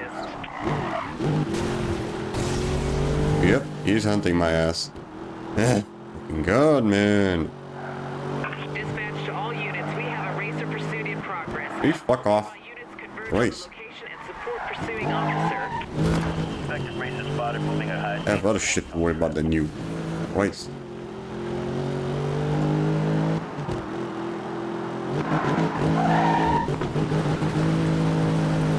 Dispatch to all units, we have a racer pursuit in progress.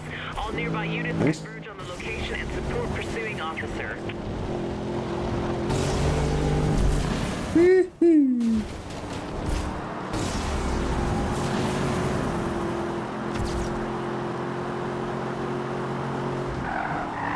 Officer reporting visual on a racer and is in Probably. pursuing unit is code 3 and requesting Actually, no. I need. It's a little bit up ahead. Pursuit of a suspected 1044. All nearby officers, please assist. There's a little bit more up ahead.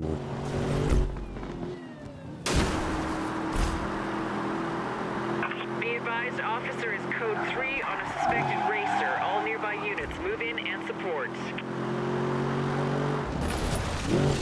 And of course, I went the wrong way. I always end up facing the wrong way with these fucking jumps. Fuck me. Progress of a 1041. Officer requesting backup.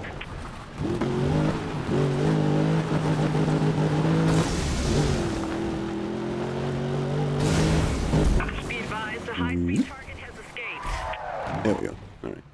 7 more left. Officer in pursuit of suspect vehicle. Assistance has been requested. 1. 2. Okay. That should be all of them left. Yeah, they're all in the south area. Officer in pursuit of high-speed racer. Just near the airport. All units, please respond. Dispatch, we have detained the suspect. He's going nowhere. All units, we have detained code 3 suspect. Units to return to previous duties. Over.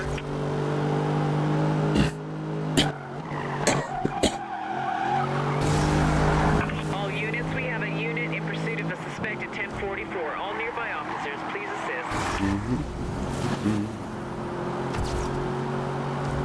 Be advised, officer is code 3 on a suspected racer. All nearby units. Out of the way. Support. Passing by. Dispatch, I got a 1041 Shit. on the trail. I'm in pursuit.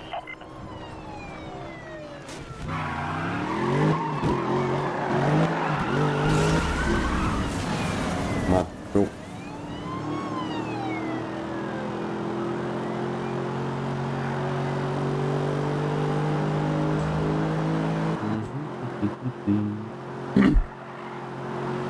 Careful there.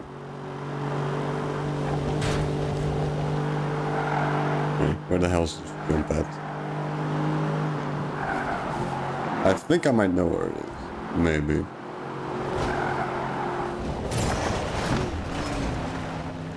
Okay, yeah, it's this one. Gotcha. Oop. Oh yeah.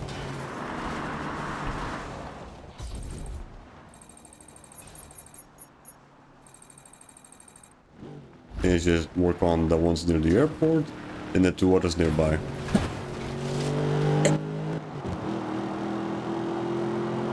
And I think that should do it for the time requirement as well. Probably.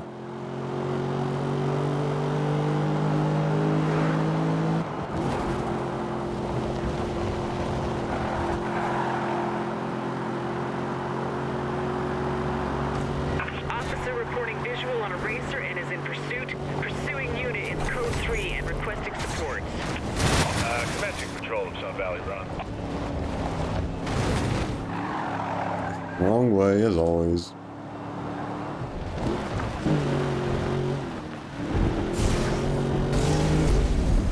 Here we go. That's one.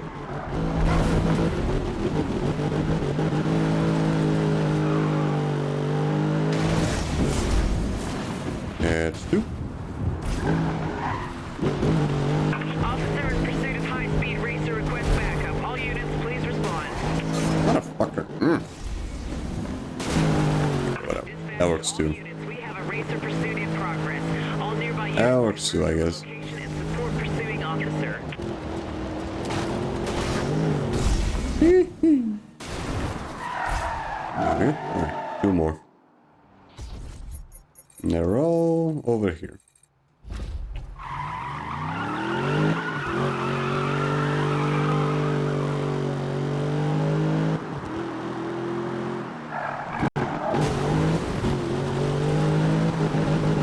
Keep it going.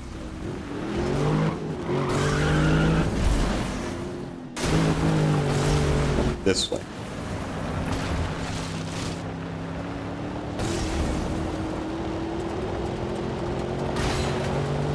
Fuck me, damn wrong way again.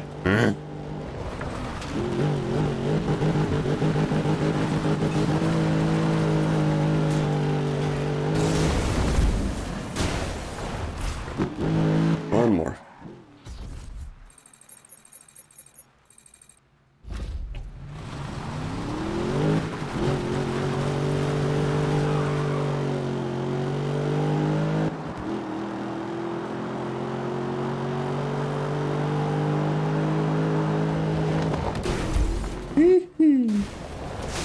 There we go. That's all of them. Let's see if that's enough time with the car to get the last trophy in the platinum.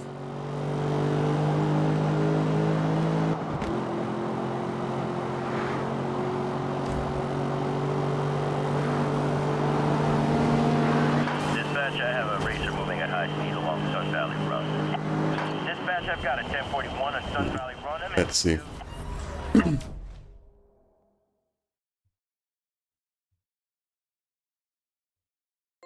Yep, deep down you know. Know you want it. And platinum trophy. Nice. Alright, that's two versions of the game down. Oh yeah.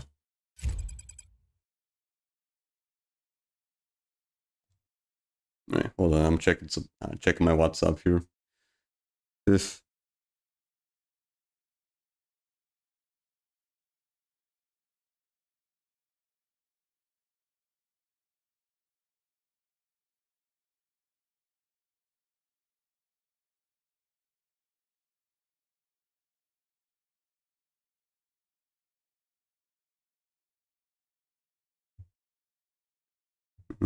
okay. Now, all that's missing now is just upgrading all the fucking cars again. Yeah, pretty sure that's all. That's the only thing left. Let's see. Yep, just the pursuit tech. Let's see. Right, we can't get all the cars because no, a good chunk of them are behind Overwatch. Oh well, we'll just upgrade the stuff that we already have.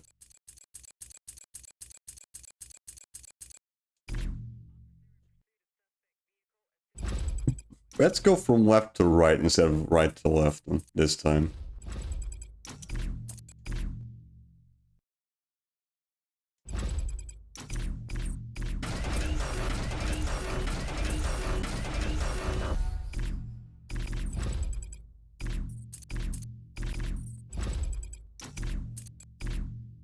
We should be able to always get a good chunk of cars right from the get-go.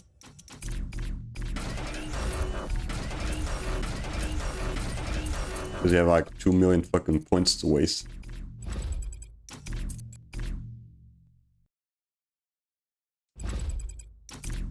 And most of the level 1 cars tend to not had that many expensive upgrades to buy.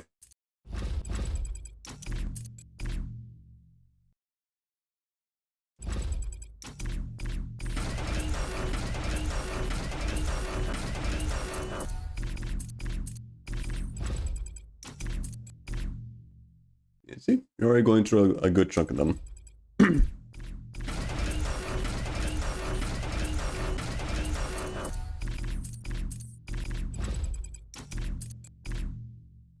Might still take a bit though.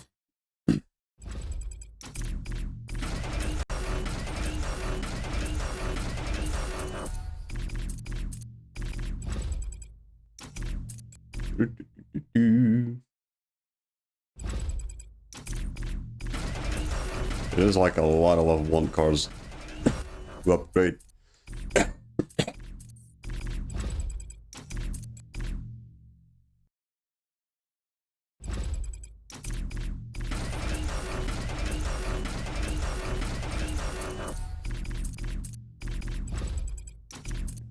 One.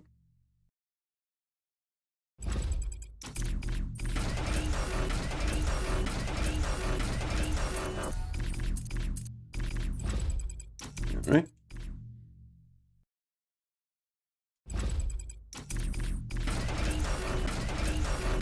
Still in the level 1 cars.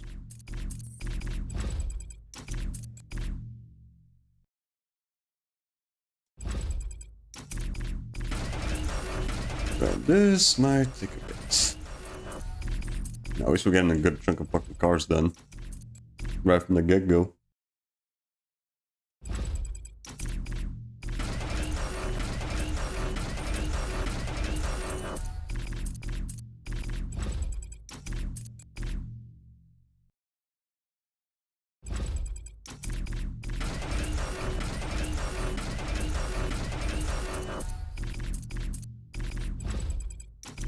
The level 3 and level 4 cars are the ones that are gonna take us the longest to fucking get everything. Because at least one car takes way more than like a million fucking SP to buy everything.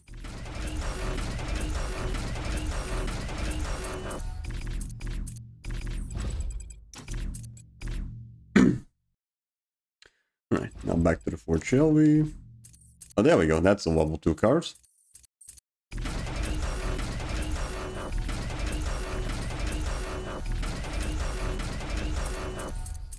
Mm-hmm.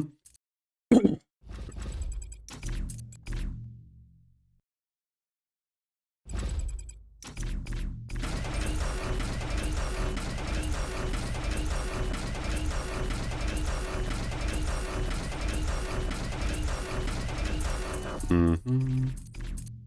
Here. Right. We can end this just another set done.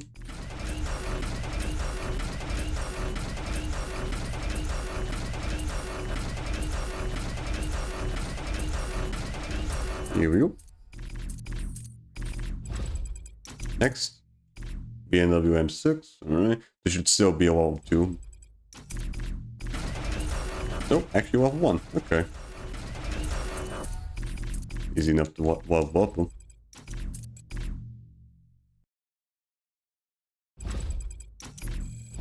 It ends here, today.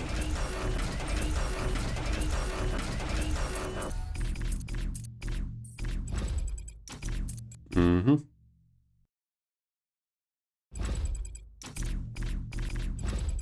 What? Oh, I already bought them. Okay.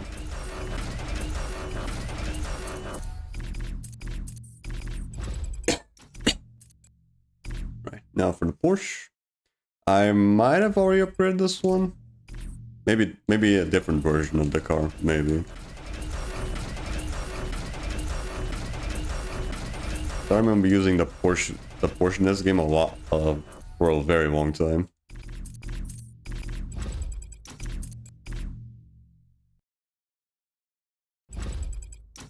Yep, there it is.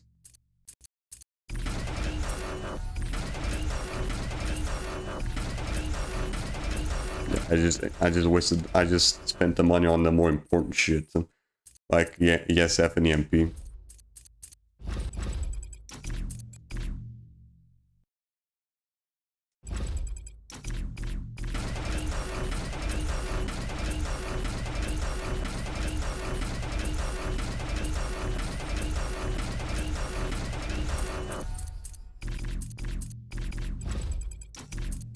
That's that one down. SRT Viper. Oops, level 2s.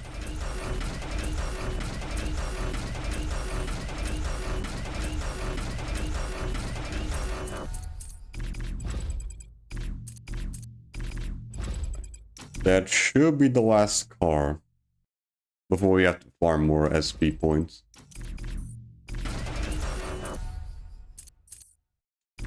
Yep, alright. How much do we get? Sheesh, like 6? I think we had 6 in there. Now we have 26. Christ. Which is like 2 million, like 2.5 million points. We managed to get like a third of this shit down. Christ. Alright. Yeah, again, most of the other cars are just gonna take fucking forever because there's like, you have to spend a lot of fucking cash on this shit.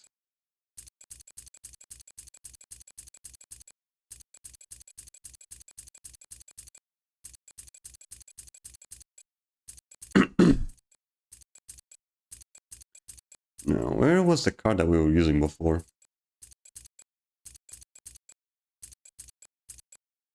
I think it was this one, right? Yeah.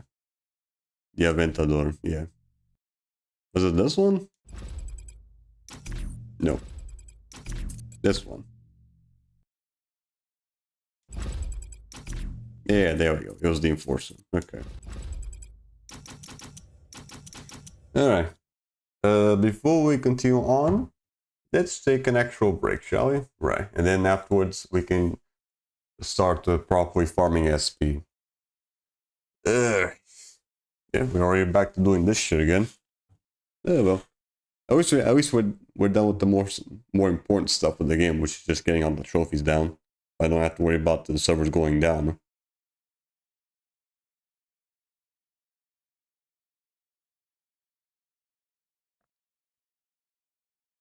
There we go. That's another fucking version of Need for Speed done. But yeah. Before we continue on, let's take a little break, shall we? And then afterwards, we'll start working at some videos to just pass the time. So now let me just change over here. There we go. All right, we'll be right back.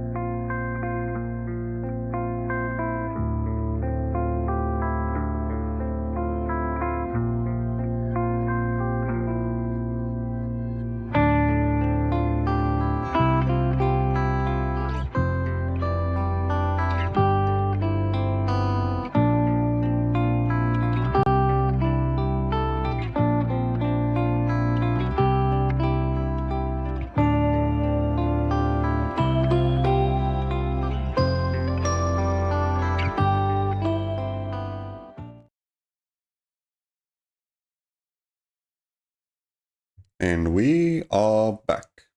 Now, let me just change back here. Alright. What do we have here? More J-Shot?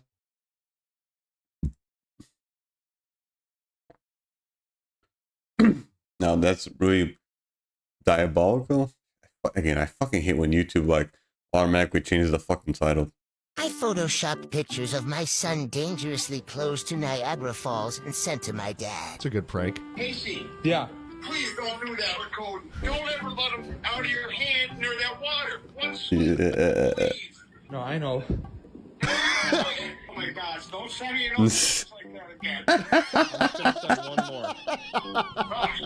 I just sent one more. Yeah. Oh, jeez!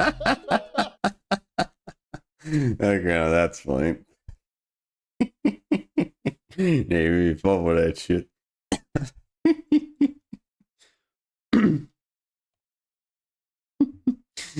Alright, well, here might as well also plot the the video that we're gonna be watching. Let's see here.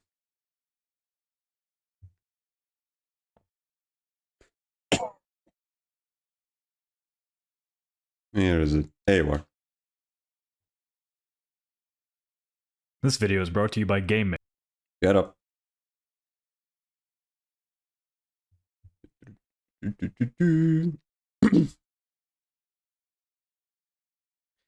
Do that. And then.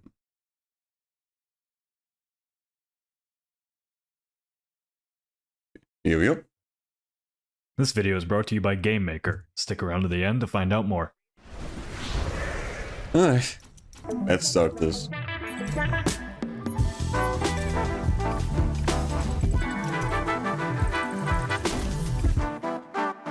Ugh. Well, I guess There's an interesting. at least I'll be able to discussion take advantage happening of right this now in the by game just, space you know, regarding the watching price of videos. Hollow Knight, Silksong, and how But yeah, it we're gonna be affects doing the more games fucking industry. farming though. The game released on September 4th with a surprisingly low cost of $20, and has since gone on to sell over 5 million copies in its first week. I probably, Silksong I had a forgot, big also need impact on the to industry. decrease the Not game only is audio. one of the biggest indie releases of all time, There we but go. also on how Better. it prompted other developers in its Forgot to orbit do that as react. well. A number of games, such as Starbirds, Clover Pit, and Devolver Digital's highly anticipated Baby Steps, moved the release date Baby to Steps. being overshadowed by Silksong. It's Where the important to fuck remember did that that dick developers come aren't just from? fighting for sales at God. release for their games, but coverage from the press Asshole and just streamers ran me as from well. the side. When a game with as much hype behind it as Silksong comes around, it pretty much dominates both the coverage and sales spheres for a while. The fucking Wario tire there. That's from like the Nintendo store, right? From New York. This is something that Atari may have learned the hard way with their own Metroidvania, Adventure of Samsara, which debuted to fewer than 1,000 copies sold on Steam according to Video Games Chronicle. Would Damn. it fare better if it wasn't placed next to Silksong? My gut says no, as I've seen virtually no hype about it online, but that's the risk you take launching next to Behemoth. As a note here, before we really get going on this topic, we're going to show some developer takes that you may highly disagree with. But remember that these are just opinions of people also trying to make it in the game space. And this is not an invitation to go express your feelings towards them in an aggressive way. Sure. I mean, you already know how Twitter In the works. industry worried that Silksong will have an impact on people's expectations for what games should be. Yeah, I've seen this. The whole I've also seen $20 takes that thing is suggest gonna game shares impact should the be indie mindful games about how in they the release future. game to try not to I mean, burn I don't know. indies in their orbit. The whole price I think depends on the everyone wants a circle. game, Depends on whether they're a it. All developer or depends on not. context and also Should just be how much the careful game not to overreact offers. to Silksong's impact on the industry, however. These discussions aren't new, either. When a game I mean, goes the, out the like original Silksong, Hollow Knight was or just this year's $15. And Expedition that game was 33, also pretty there's fucking always some long. sort of discussion about how it's going to affect the industry both positively and negatively. The founder of Hinterland Studios, the developers of The Long Dark, thought similarly, saying on Blue Sky, Yeah, I never heard anyone talking about the fucking Hollow Knight being a detriment. And that game was like $5 cheaper. You can follow some predetermined formula for success. It doesn't exist. Didn't exist for that team the first time around either. Stop it. Personally, and this is more coming from a consumer perspective than a media or business perspective, I don't think Silksong's price is as big a deal as many in the industry are making it out to be. Yeah, it really isn't. It's just fucking Silksong people was a being guaranteed success. just losing their shit over nothing. Easily the most hyped, independently developed game of all time. Just worry about making your own Previously had sold fucking over game. 15 million copies. Just worry about I'm sure a making your massive game amount of people will good, or already and you really have don't have to worry about purchased that shit. Silksong out of the fear of missing out alone. Whether Silksong was 20, 30, or even $40. Just reviewing regular Horror Night or Silksong? Neither. I think it's just It didn't need user reviews. pretty much saying all the shit that's been happening around the game. Community, with pretty much every showcases chat repeating the question of whether or not Silksong would be shown. And when it wasn't, the clown noses would come out. There aren't many games out there, save for maybe Call of Duty and the Grand Theft Auto series, that don't need introductions to sell. In the independent space, one of the only games I can think of that might have the same type of a reaction would be the next game from Stardew Valley maker Concerned Ape, Haunted Chocolatier. These are anomalies in the gaming space, and they won't really have an impact on my thinking as a consumer when it comes to purchasing other video games. I tend Haven't to think that played the generally, if SS in someone a is while. extremely excited or interested in the game, Like the price doesn't Silksong? have too much sway on whether or not they're going to purchase it. I mean, the game It's more of an really emotional just came out decision then. than it is a financial one. If that same person is maybe interested in the game, but not frothing at the mouth, Right, if I ever then yeah. want to get Price is Hollow worth Knight, more I'll than probably something just get like the physical version of the base game and then maybe get the DLC So later. there's more of a risk in parting with their money. Because Hollow Knight did get a physical release There's also at a some factor point. for many when it comes to purchasing a game they're not already emotionally invested in. When Yahtzee and I were figuring out the pricing for Starstruck Vagabond, for example, we had to take a lot of different factors into consideration. How much work Yahtzee put into the title, ultimately, wasn't as important as what we thought players would willingly pay for it. We knew there would be some people who would buy the game simply because it was made by Yahtzee. We knew there was another section of the audience that would be keeping an eye on the game from when Yahtzee was making Dev Diary episodes about it. Yep. And of course, there was a general audience who would just stumble upon the game on Steam. Pricing a game is ultimately about what the developer thinks is What? right. And what they Come on, I believe the fucking audience hate when the game does that. That's As fucking Influence annoying. said, value is subjective Come on. to the player looking to buy your game. Worth it. And there's no point in using an extreme outlier like Hollow Knight Silksong to try to chart your own success. Yeah, because Hollow Knight is just like a very different fucking. It was a very rare occurrence because the studio made a lot of money from the first game, and they kind of just let it accumulate the cash from it just to make the DLC afterwards. Cherry has the luxury of pricing their game for less because of how successful their original game was, and the immense popularity surrounding Silksong. Yeah, I saw Vita selling it. Clearly won't stop other great Metroidvania titles from being It was like, what, successful, 30, but their 40 price is a little bucks? bit higher. Game I think developers are a that's the price that I relatively saw, tight-knit like community. second The indie on space in Vinted as particular well, is like very supportive 30, of one another. 30, 40. They share resources, highlight each other's projects, and even sometimes partner with one another on experimental projects like the massively successful Peak. That said, sometimes I think developers and people in the industry in general forget they're in competition with one another at every step of the way. They're competing for players' attention and money. They're competing for the attention of the press and influencers. And they're Yeah, competing because for Steam's already recognition pretty big with the you know, the amount of games that it has. Well, I think it's a little naive to believe that just because a studio is successful, they have an obligation to be thinking about how that success will affect others in the market. Yeah, again, just worry about making a good game. Place That's all that that's was gonna the case? fucking matter. Absolutely. But I just don't think it's realistic for developers to plan the release of their own games with other developers' well-being in mind. At the end of the day, it's business. Yeah, business is Before we wrap business. this video up, I think it's important to note that the reactionary cycle has had its day with this story. A few developers' takes do not represent the industry at large, and so often, these types of stories become extremely charged rods of misinformation and bile for the people who make their name from sensation. No, that's just Twitter for you. Just the land of fucking misinformation. It's a good thing for consumers. Developers across the board are also celebrating the achievements of Team Cherry.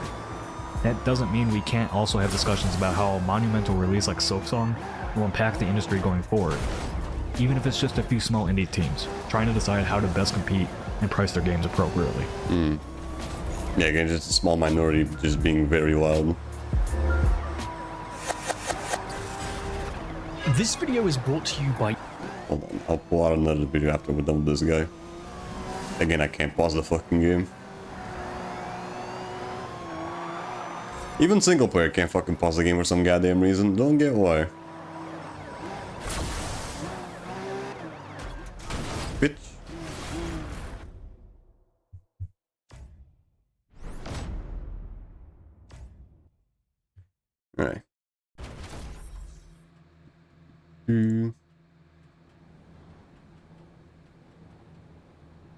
Dragoncorn AI scandal. What?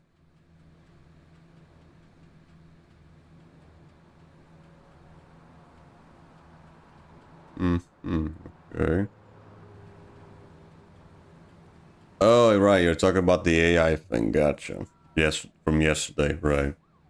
The DragonCon AI situation is a bit more complicated than you might think. You might have seen videos of this guy getting escorted by police out of the DragonCon Pop Artist Alley. But quote-unquote Disney artist James C. Mulligan also is receiving a lot of backlash for some of his questionable artwork that was displayed at the show, among other things. Remember that everything in this video is publicly available information, but for legal reasons, we will say that this is all allegedly. Allegedly. Hey, you don't want to get sued by Disney, I guess. Story. I typically try to avoid covering controversies like this on this channel, but when it's part of your own community, I find it a bit hard to ignore. I was actually at DragonCon during all of this doing a review of the event, but that video will have to come later as this situation kind of has overshadowed everything else. DragonCon is typically one of my favorite events of the year. However, they definitely had an AI issue this year as there was multiple vendors trying to get away with selling AI material and passing it off as genuine artwork. Regardless of how you feel about generative AI, it is simply against the terms and service of a lot of these art events. Right. And for good reason. Collectors in general go to these events. Makes sense. They want to make like a quick buck just relying on AI. Artists. And this often will give an increased because you can just pump that shit out immediately. Even more important when we talk about James, who didn't end up getting removed from the hall, but we're going to focus on this bozo for the moment. Now, for context, DragonCon has 3 different halls where you can buy different types of merchandise. The art show, which caters more to traditional and original art. That's a really good art. Pottery shit though. The normal exhibitor vendor hall, which is like official merchandise and stuff like that. More of the non-artist area. And then there is the Pop Artist Alley, which is more of a traditional artist alley setup, which caters to like comic books and pop art. Where this situation takes place, DragonCon is a very large event that takes place over 4 days on Labor Day weekend every year, from Friday to Monday. I'm gonna break down the timeline of events because I think it's I see a lot of like fantasy-based stuff around here. Makes sense. And although I was at the event, I was not pretty much like you know, D&D. Entire time. From the staff and artists that I talked to, including my own personal experience at the event, I'm not sure when attendees and artists started noticing that something wasn't quite on the up and up with this booth. What's with all the ducks, what I was told by staff, they were notified on I just noticed that. Towards What's with all the rubber day, duckies? right before the hall was about to close, and confronted those in question. Also, I think I see a neighbor Totoro there in the corner. Artist Alley. The artist that is listed goes by the name Oriana. Now, looking at this booth, Oriana is nowhere to be found. As this was all taking place, people were able to notice on their story in their Instagram that they were in Europe and not present at the event. They did, however, private their account after this event. Not physically they were in Europe? at the event goes against DragonCon's terms and service as an artist.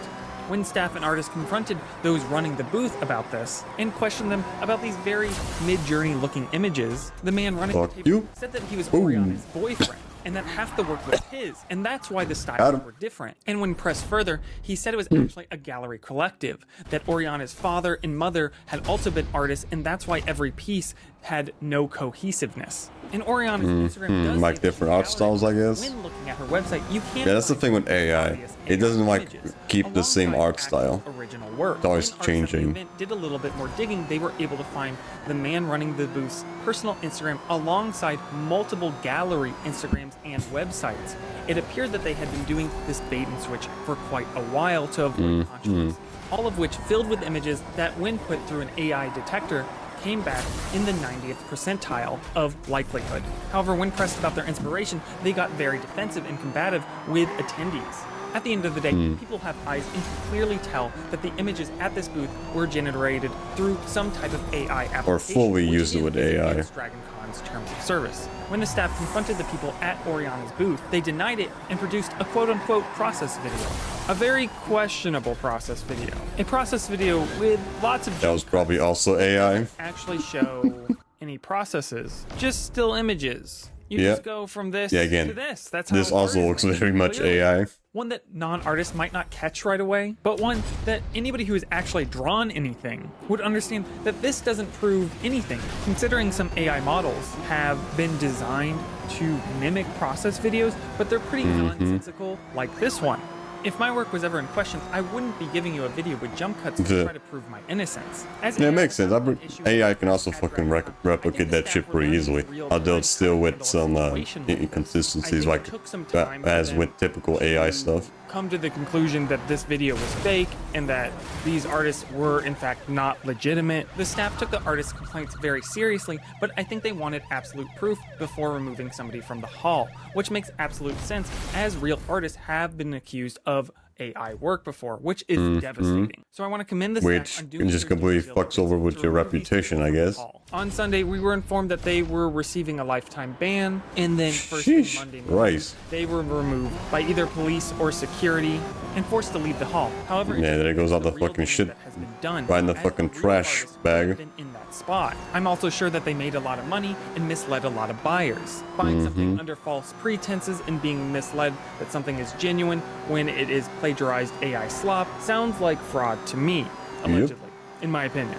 So if you were one of these people who It is fucking fraud, because you're trying to sell something that actually isn't real. Confronted Oriana in the DMs, she was bragging about how much You're money selling she something that the people think is a real piece of art when in actuality it's not. So yeah, it is fraud. Oriana was able to jury into the show is that she showed original Unless real artwork in you her portfolio. beforehand you mentioned that it is AI art, What they had at their which is booth. probably what So the even if it was dude some didn't weird fucking do. situation where a different artist showed up and was selling different work, they misrepresented themselves in the application process, regardless of AI or not, which at most artist alleys is grounds alone for removal. Obviously, every venue has its own terms of service that vary, but this is a pretty common clause. I think this type of situation, unfortunately, is going to grow and Fucking showrunners Batman with the and cigar, though. conventions need to be aware of this and be prepared Elbows on of how to handle it when Cope-Steve. it arises. We can already see certain people trying to take advantage of the system quite aggressively. Obviously, checking portfolios for AI show is images. pretty standard, but doing a walk around at the beginning of the show to make sure everybody is on the up and up is going to be more important than ever. And this leads us into the James C. Mulligan issue, who for all intensive purposes looks like a well-established artist on the surface, and perhaps at one point was. But it's clear there But now were he's just make some taking very advantage sketchy of decisions people to that pull can't tell the profits. difference. Looking at some of James' work, you will see that the base of his pieces looks legitimate, but then the rest of it is clearly fed through an AI. I don't know, that first one looked a little bit AI. Touches. James has been in this space for a really long time, and I think that's one of the reasons he's been getting away with it so Come far, on, is that that shit. he has official Disney work out through Kana. It looks to me he likes to avoid putting in any real work to his backgrounds. So on the surface level, it's not as clear-cut to a showrunner to just kick out somebody like James. But I would argue that he's even more insidious than, say, Oriana or some of these other AI pros that are just generating something right out of Midjourney. He could also be generating the bones of these pieces and painting over that and then generating again. We really don't know. But looking at his work, No idea what Kineticon's policies are. in my opinion, for those who have eyes. And it was clear at DragonCon this weekend by anybody who passed their booth that his work is getting more aggressive into the AI usage. Or at Yeah, least it does more look like very it. much Also, AI though, I'm not half gonna of the lie. images I can just tell on just gallery like wall the after character people design. at the DragonCon Pop Artist Alley started noticing It's trying to imitate the Disney style, but it's more like before DragonCon Pixar-like. at a different event in New York. Twitter user TuneImu said, "Hey, so this guy at Anime NYC just blatantly lied to me about not using Gen AI in his work, then scammed my mom off of several $100s in prints." And then we see that on a piece that we know has aspects of generative AI within it. In the comments, Imu said that she questioned James at the event about Yeah, his that AI looks very usage. much AI. He ended up pulling out his tablet, and she said that you could see that the character was drawn within Procreate, but that the background was copy pasted in. The part that clearly has the AI tells, with some of the books melding together unnaturally. Artist RJ Palmer, who was also at the Pop Artist Alley, said this. Yeah, I guy think is the at background's also a really selling good AI images. way of Recently telling that sold it's AI. a $500 plus sale. He is Because the background doesn't quite match the character. And again, this leads back into the misrepresentation. Also the and expressions too, misleading I guess. collectors in general. I guess that too. But I think it's just like the whole design in general. That just looks awful. Credentials. But let's talk about that. Not just the a bit face. closer. I have worked for Disney Lorcana. I've done about 14, 15 cards now, and I've heard rumors about this guy for quite a while. Just personally. But they were rumors, they were nothing that ever was super public. Obviously, his work has always kind of looked a little sus, but Disney worked with him after all. Well, it turns out that that's not the whole story. Fi Green, an employee at Disney Lorcana, said, I actually work for the company that makes Disney Lorcana. I will be bringing this up with my creative directors. We have a hard policy of no AI art in our games, and they will be able to assess further. However, it's been very common people jump to these conclusions a lot. They later gave an update, and it looks like his work is indeed AI. Thankfully, he hasn't. And then they confirmed that shit. Christ. Disney notified us of And this is what happens when you don't double check shit. him anymore either, and I'm sure this possibly will get legal involved. And this is similar to what I heard almost a year ago that he was blacklisted. Of course, it's gonna bring the police involved because no, it's fucking fraud. He claims to be an art director on his You're Instagram currently. defrauding During all people. this, James sent a private DM to Emu threatening legal action. And then I heard from a number of other artists who had called. Yeah, they were just getting sued by someone. Response to them as well, which is crazy considering we've heard from Disney that these allegations are in fact true. This feels like a weak attempt to get people to. Yeah, just Disney trying to fucking put that shit under the rug and just make sure that people forget about it. Not James. Because Disney's been getting a lot of fucking L's lately. Clearly see the Disney and Lorcana logo. Now, I'm not on the Disney approval board for promotional materials. However, as a Disney Lorcana artist myself, I just send any of the materials and imagery that I use to promote my Disney Lorcana work approved through a pretty stringent process. And they are very strict. And very rarely.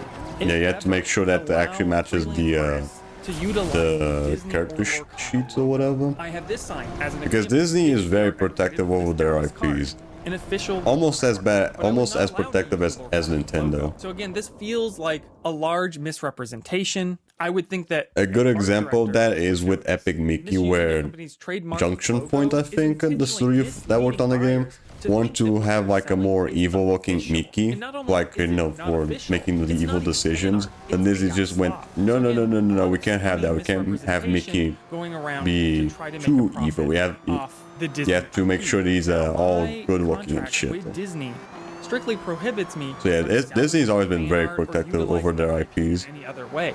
The only thing that I am physically allowed to charge money for is signatures or sketches on the physical cards.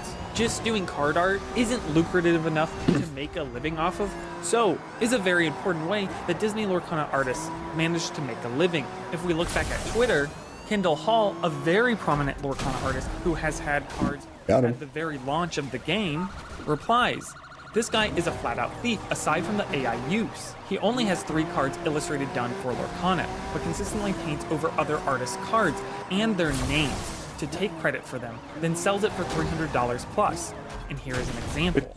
Furthermore, Kendall posts this image of Mickey Mouse. Nothing says guilty like flat out signing your name over other artists' credits. This is a big no-no in the TCG space. Yeah, just stealing AI from other people. Misrepresentation and sketchy behavior. However, here you can see that he's clearly taking credit for Audrey Archer's work, and then this part of Mickey Mouse. The actual artist for the Mickey is Raquel Villanueva. Luis Huerta, another prominent Lorcana artist, replied saying, "This guy has been lying for quite a while. He even drew on one of my cards crediting he was the art director of it, which he wasn't." I've also heard rumors that he did this to one of my cards personally. Really? I never saw it, and he definitely was not don't know which one it is. or an art director at Disney ever, having worked with the majority of them. There is a Disney Lorcana artist Discord, where it looks like the user Prime Optimal seems to be James.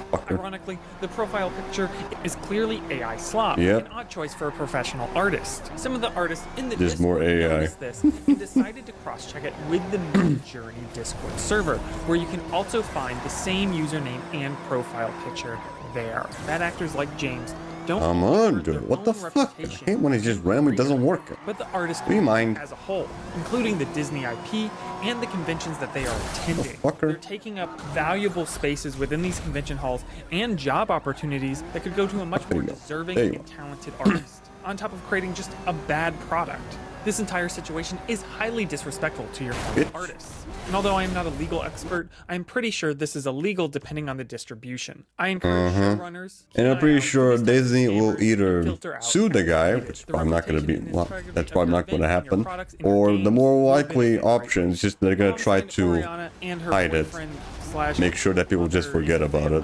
That's probably what's going to happen most likely. Disney just trying to gaslight everyone into thinking that the whole thing didn't even happen in the first place. That was removed for selling a. Then maybe I did not sneakily fucking tried to sue the guy. I don't know. Selling, but I was informed that there was 2 other booths that were instructed to leave.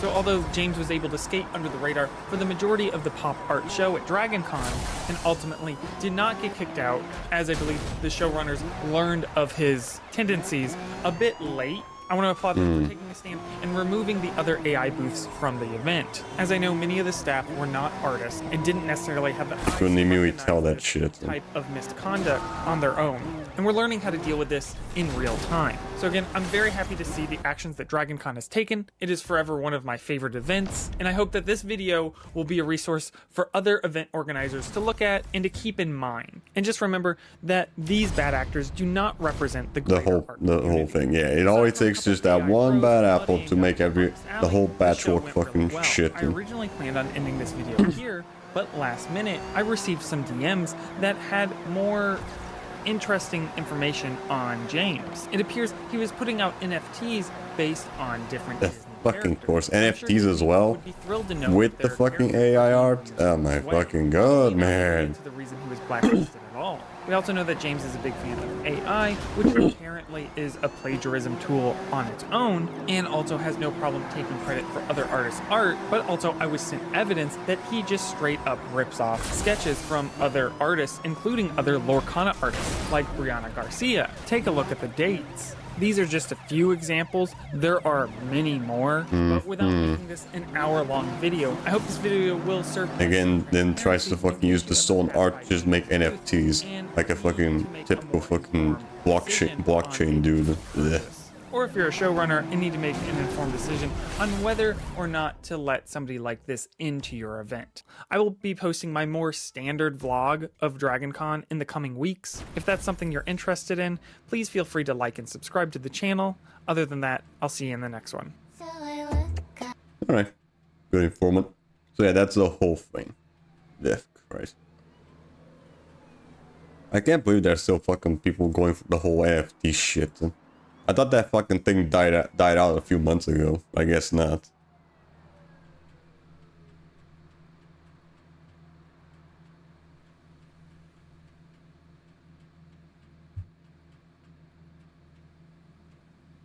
What do we have here?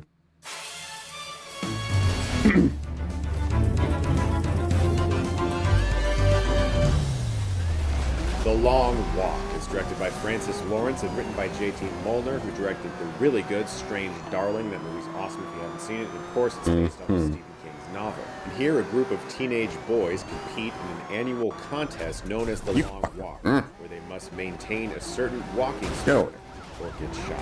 But before we get into the rest of the video, I also want to give a big thank you to the sponsor, Factor. Living an active and healthy lifestyle isn't always easy, and cooking on top of work, kids, relationships, etc. can feel overwhelming, but Factor gives you the flexibility. Nope. Get that shit out of here. Factor for sponsoring this video. Shut up. This one was Don't care. Don't give a shit about Factor. A lot of really brave choices. Yeah, thank God about that. Some of these things that thank God Premium has that fucking option to just skip fucking ads. There are certain deaths in the movie that they wisely choose to not focus on, but the ones that they do, or promotions, that is. To the point where your stomach churns. There is absolutely nothing fun about the violence in this movie. This is not an action movie. The violence in this movie hits very hard and is extremely disturbing. And the thing that's so brilliant about this idea is that once you see them begin to walk, like for the first day, you're kind of like, you know, this doesn't seem that bad. Like in the back, and then it gets bad. It would be really difficult at some point, but the film has a great way of building that tension, starting out in a fun place. And apparently they shot the movie chronologically, which is fantastic because these actors got to get to know each other in that way, walking, I'm sure, endlessly for many different takes. Because there's a lot of long takes in this movie where you're just with the actors as they maintain a certain speed, and they're not slowly walking. But as the days go on, you get these What the fuck? My god. Knock it off with that, man. that would groan when they would see that number get higher. Will you piss off them? Because you start to feel it. You really feel for these characters, and it's because of a fantastic script, of course, a great story from King. But these actors are phenomenal. Cooper Hoffman gives, I think, my favorite performance I've ever seen from him here. He is really, really terrific, especially once he reveals what he hopes to get out of this if he were to win. Then you really start to understand the motivations of why he's doing this. But really, the standout of this movie is David Johnson. He was so impressive in Alien Romulus, made an immediate impression. This is truly an awards-worthy performance. A lot of actors say they finally get their characters once they figure out how they walk, and I'm sure these guys had many opportunities to understand. Now I guess at this point, you got it's literally, I guess. So much genuine humanity. Yes, it's on the page, but he's bringing it out so well, and the friendship bond that eventually forms between some of these guys made this movie feel very beautiful. So when the inevitable deaths start to happen, it really gets under your skin and makes you feel for these guys. It makes you feel during certain scenes. like Spider-Man. What's remarkable about the movie is that 95% of it is just them walking. It's not like there's breaks. It's not like they walk anywhere other than a straight road. There's very little flashbacks. It is mostly just long tracking shots of these actors talking. You feel that tension constantly because in the background there's these dudes in military vehicles wielding weapons. And you're starting to notice some of the characters you like are getting a little bit slower. And the movie is just so good. It's actually surprising. Yeah, a little bit of intense shit going on there. Mark Hamill Does seem like a bit of a thriller. his most villainous role ever. Also, Mark Hamill's in this movie as well? Okay, This is interesting. a person that has no feelings, absolutely no remorse. He is just a monster, and he relishes this role. You never even see his eyes for the entire film because he's always hiding behind these massive sunglasses. Julie Greer also has 3 very powerful scenes. She was terrific too. Across the board, the actors are fantastic. This is Francis Lawrence's best film, I think, since Constantine. I'm a massive fan of Constantine. I added all the footage into RW date 1, 2 hours. Oh my god. This is just such... That's gonna be a long ass one. It's got a great runtime. It's like 108 minutes. It doesn't overstay its welcome. Like I already said, it knows when to focus on the violence and when to pull back. And it does build a very... Probably because most of it is just me shopping. Okay. I was looking forward to see what the sellers are selling in that shit though. Just see the random games that I might spot. That you weren't expecting. This is not a fun movie.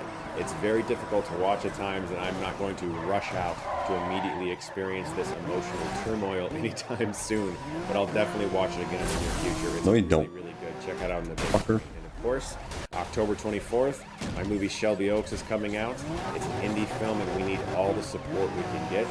Hollywood doesn't really listen unless people go to the theater. So please do go see this film on October 24th. I'm so proud of it, and I can't wait to share it with you guys. There wasn't a lot of shopping in the Connecticut videos. More videos very soon, and if you like... Okay. Yeah, at least we already know what you ended up buying though. I'm more curious of what what other stores they were selling as well.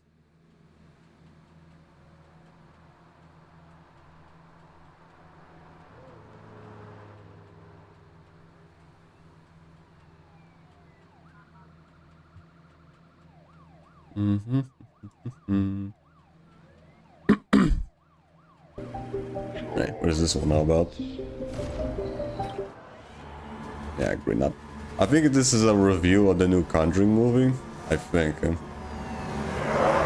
motherfucker even has his own fucking Annabelle doll. Christ. No! This is none Of your business. of your business! I knew where he was going with that.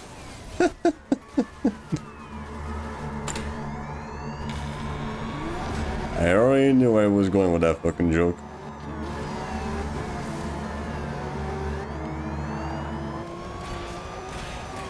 Hello, we're Andy. I'll definitely add the GTA 5 panel on the day 2, 3 video. Okay. The Conjuring: Last Rites. It'll be interesting to see.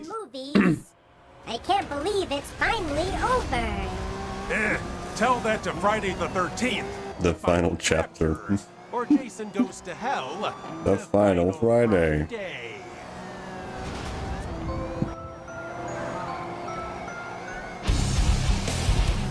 Yeah. Jason went to Little Hell. Now it's in copyright hell with all the fucking studios that have the rights to the fucking movies. Haunted yard sale, The Conjuring: Last Rites arrives as the supposed final chapter of the Ed and Lorraine Warren saga. James Wan may have created the blueprint, but the final entry is directed by Michael Shabs, who has directed the last couple of sequels.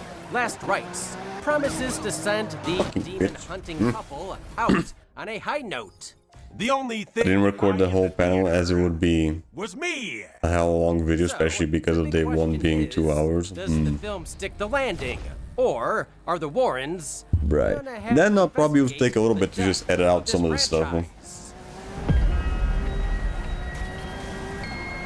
In 1964, a young Ed and Lorraine Warren are poking around an antique shop when Lorraine touches an old spooky mirror, and surprise, it's haunted. Surprise, jump scare. Uh-oh, that's 7 years of bad luck. Meanwhile, Miss. the shop owner is like, you break it, you Buy it. To avoid the bill, Lorraine collapses, has a vision of some mysterious entity and her unborn child. Gender reveal parties were always over the top. Damn it. Panicking, Ed drives her to the hospital because she's gone into labor about a month early. Hold it in, Lorraine. The demon can wait until Oh no, not the demon, baby. Hospitals in horror movies are always empty and darkly lit, but the movie goes one step further because a storm knocks the power out. Of course. I guess hospitals didn't have backup Yeah, generators. backup generator. The fuck is with that? So now the doctor and nurses are delivering her baby with flashlights like they're telling a ghost story around a campfire. Push, push. Also, we don't take your insurance. Oh, damn it. The scariest part was the hospital bill. However, Lorraine gives birth Ain't to that her some daughter, shit? Judy. Stillborn. Yeah, American hospitals are no fucking joke with the amount of cash you have to fucking spend on that shit. Already fighting for her life. You're spending most of the month, you're spending most of your cash just on the fucking ambulance. Family, who live in a fixer-upper in Pennsylvania. By fixer-upper, we mean it comes with 4 bedrooms, 1 bathroom, and a ghost infestation in the basement. Yeah, right. At least the family in Poltergeist had a pool. Jack and Janet Smurl live with their daughters and Jack's parents, who probably didn't think they need to wear Depends so soon into retirement. For Heather's confirmation, Grandpa... Come on, get your ass here, fucker. Cracked mirror. Congratulations, sweetheart. I thought your bedroom wall needed a portal to hell. Bitch. I know. I'm glad our grandparents just give us a card. I mean, I went to the hospital when I was a sophomore and had surgery, didn't need an ambulance. Light above the table. Right, again, if it depends on if you need the ambulance or not, but if you do, you're gonna, the ambulance costs a lot of fucking cash. Pretty soon. And that's without the surgery. Or anything they need to fucking do in the hospital. They hear voices, smell bad odors, are plagued by jump scares, and see creepy reflections in the mirror. We should have taken some notes from Oculus. Naturally, the girls toss the mirror in the garbage, but it retaliates by filling Dawn's stomach with glass, and she vomits blood. I thought she was auditioning for Evil Dead, the musical. That night, the dad wakes up and is levitating above the I bed. must say, it was hard to sleep. The demon picks up and throws the family dog. I kinda understood. I also had to do with surgery. I didn't really have a hard time sleeping though. I was already in the bed. I was already stuck in bed. Even appear on Larry King. If you can't beat the It wasn't from the surgery that I had a hard time sleeping though. It was like the other patients that fucking snored. And there was It was mostly just that. Christ. Every other patient in there was like a fucking old lady. They were all fucking snoring like crazy. First mirror returns like a reflective boomerang. Meanwhile, back at Warren HQ, Judy Warren gets engaged to Tony Sparrow, a former cop. This love story. They kept waking me up probably to like check my head or whatnot. Sweet, right? They didn't really wake me up per se. Judy's Maybe for like breakfast or whatnot. That was about it. By the time they went to check me up, I was already awake. Fan service. I didn't really run into that problem. Nothing to do with this case. But she is under contract to appear in every Conjuring movie. Who the hell is your agent? Father Gordon tries to step in and help the Smurls. But the demon kills Don't go help. In real life, multiple priests stayed at the house and experienced... What's the word I'm looking for? Nothing. At his funeral, Judy psychically sees where it happened. Psychically? Or could have read a paper.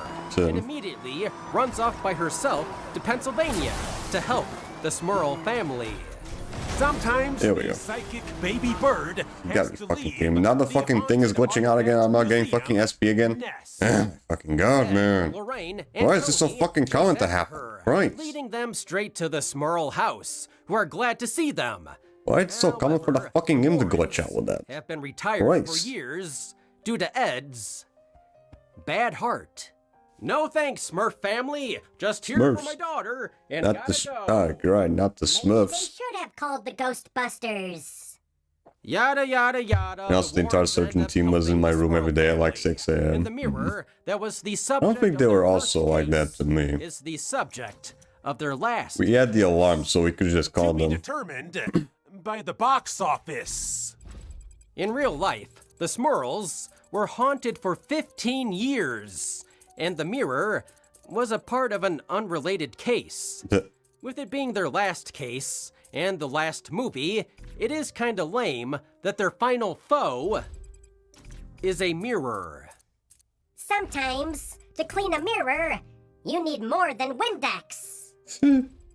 Need a priest and holy water. Lorraine discovers the mirror is tied to murders involving an axe murderer, girl, and an old hag on the property. But it feels convoluted and goes nowhere. The movie actually doesn't seem to really care about the haunted house that much. This movie is more about the Warrens, especially the young Judy and her fiancé, Tony. Look out, Tony! Judy had a vision of you not taking out the trash. Oh god, It's funny. you should have done that, boy. One of the Smurl family members came out and said Judy and Tony were never at their house. The writers interviewed the family for hours and hardly used anything from their stories. I'm starting to think. Because now they're just kind of just making things up for the movie. In the final eye-rolling scene, Judy marries Tony, and Ed walks her down the aisle while cameos from past cases show up. It's the friends they've made along the way.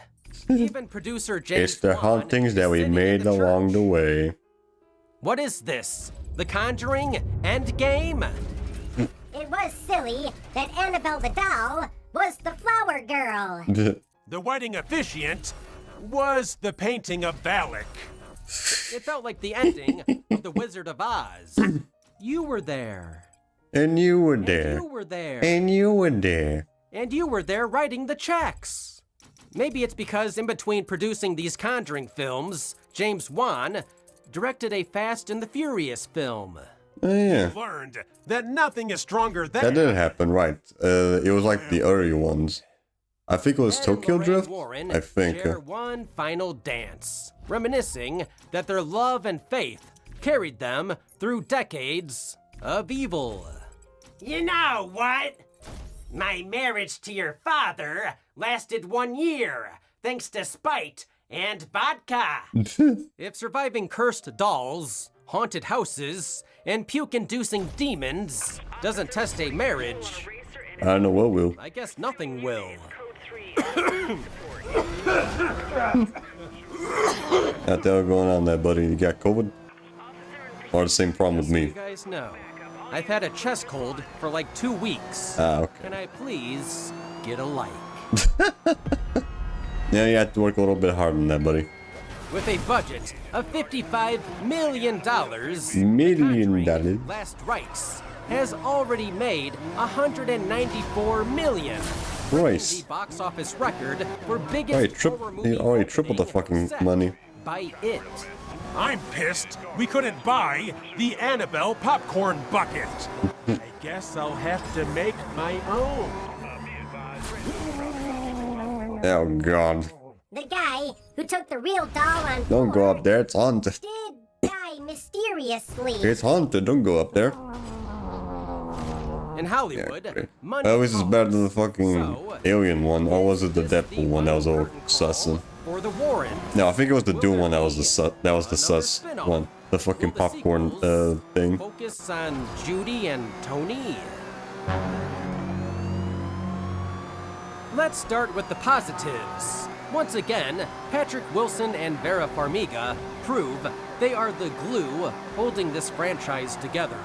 Their chemistry Yeah, that must be some pretty strong glue though. continue to take two controversial real-life figures, hack frauds, and transform them into the beating heart of this series. You believe in their love, their faith, and their willingness to battle the demons of hell together.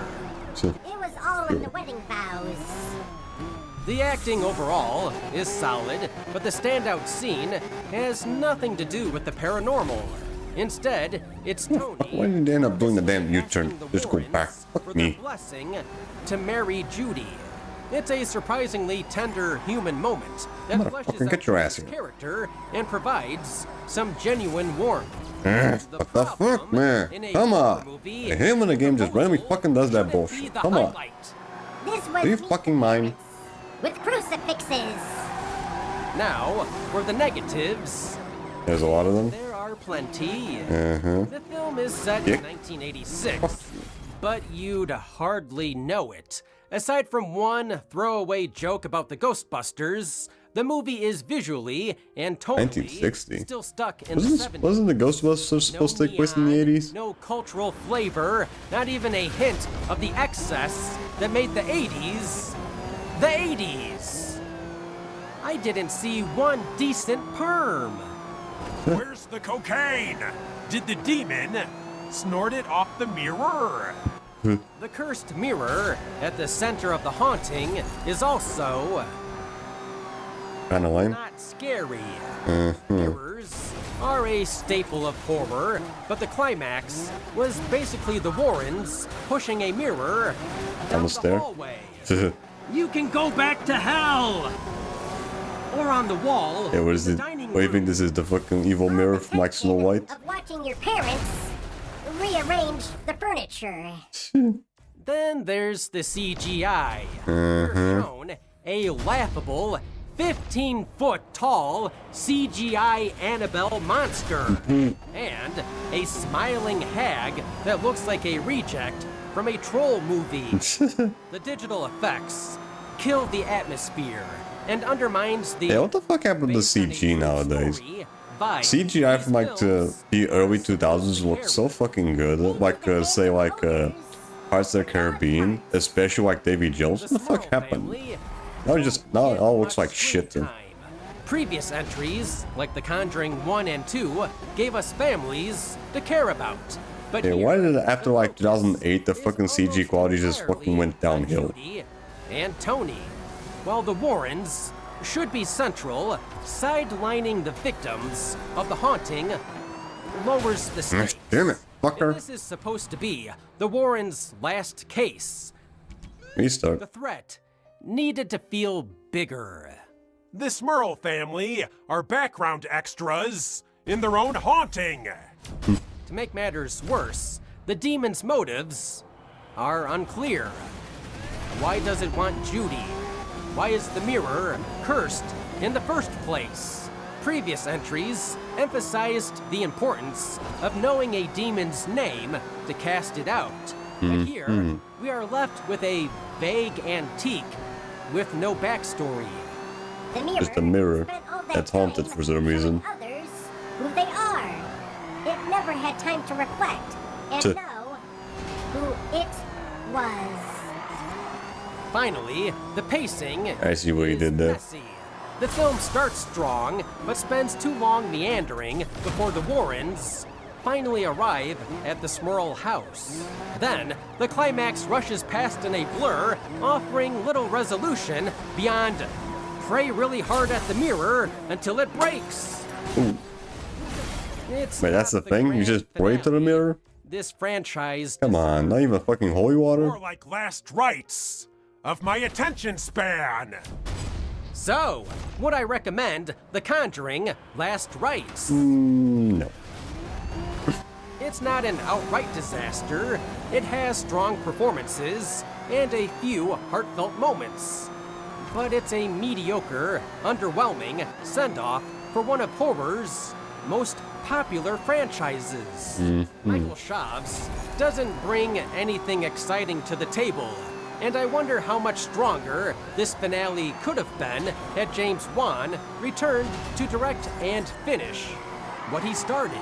Yeah, I don't know. I guess it also depends on just the script writing for the movie as well. In a floorboard.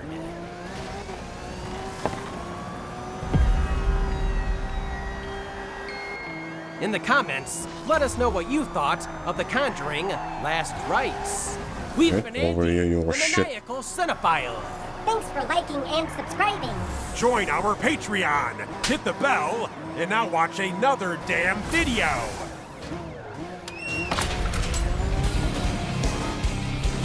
Bitch. Got him. Alright. What else do we have?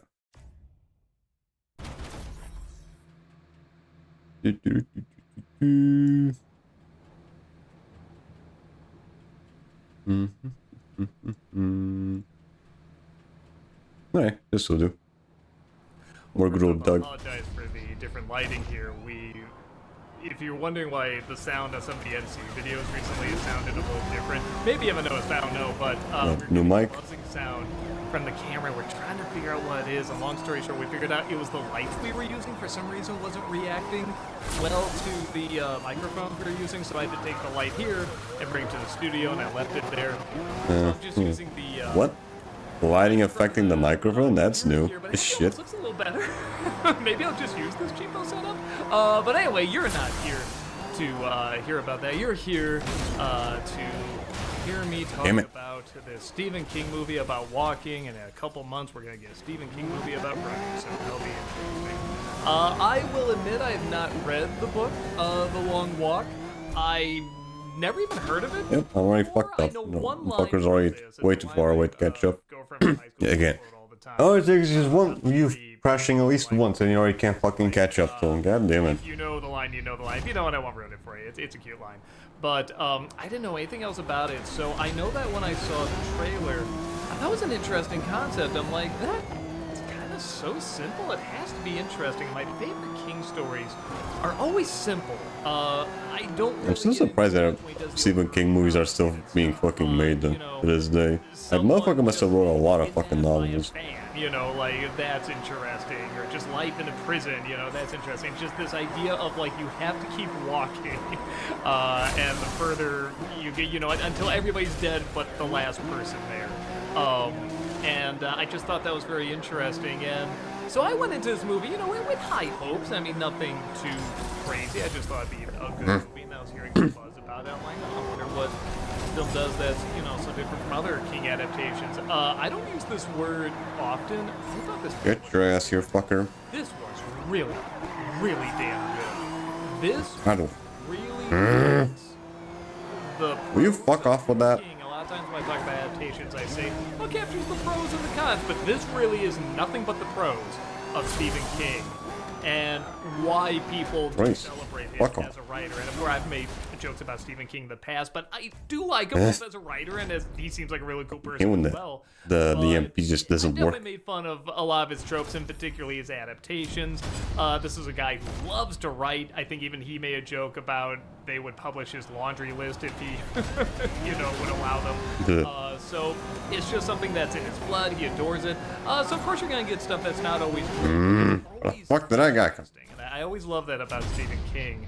But a lot of these adaptations don't usually work because they are adapting a writing style that works very well in a book, but doesn't always translate well to film. And so often you'll hear Stephen King fans, and honestly I agree with them, explain an idea or a scene or a line or honestly almost anything, and they'll say, it's better the way he wrote it. And it is true. There is a way he tells his stories and sets people up that really lends itself to that medium that makes it very tricky to adapt in the live action, in miniseries, shows, movies, any of that. Not to say there aren't good ones. There are some very, very good Yeah, there are a couple. but in terms Besides, of like, it. I felt like I was just watching. I think that was Jeremy's. I think that was like one. I don't remember the name of it properly, but I think it was like a woman that got stuck in the bed with a fucking dog outside. I was thinking about the dialogue in this movie, and it's I good. don't remember the title of the movie, but I heard some good things about that one. If I saw this just written on the page in script form, I wouldn't say it's bad, but I would say this might come across as a little hokey. This might come across as a little odd, because you can explain more of the people in a book. You can explain their backstories and what they're like. You can sum them up where you can't really do that in film. It's a visual medium. This one got actors that are so good. I mean, like, some of the best performances I've seen all year. They not only made this dialogue work, it's already decent dialogue, but again, it's King dialogue. It's dialogue mainly from a book, I'm assuming. A lot of it sounds like it's from a book. I even recognize lines from a book I didn't even read. So I'm assuming a lot of it's from there, but they really make it sound so natural, and it's because they really had an understanding of these people and what they're like. And I think that's a big part of why a lot of adaptations of King works don't usually work, is that they're usually they have a time Got him. to get them, There we go. especially When Game Awards go out, I hope Elden Ring doesn't win Game of the Year. usually work with effects, and they have I mean, didn't it already win Game of the Year last year though? the horror stuff That probably wouldn't make sense unless they like tried to go for the fucking DLC. I don't know if I call it horror. I'd probably more say it's man. I don't know. The last year being 2022. I don't know, like I don't know. it's It wouldn't feel good to pick a DLC, although they did pick a DLC for some other year, like Game of the Year or whatnot. and he So, I don't know. years ago, and he said he was aware that it was supposed to be a commentary on the Vietnam War.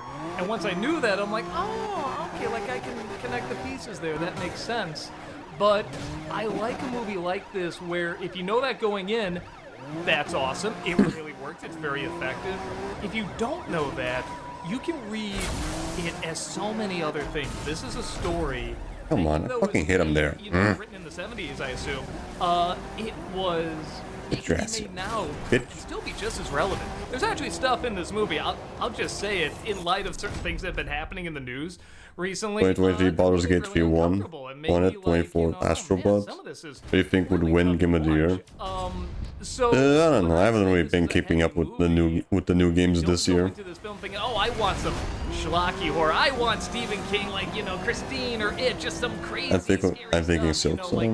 Maybe I don't know. This is really. I'd have to look into like a giant list of games that were released this year, and that way I'll probably just actually figure out which one would probably win Game of the Year. I can't really think of any games from this year right now. Was that good? And I really feel like these actors, I mean, they have to be nominated for several awards this year, I feel like. I mean, just all of them really, really work.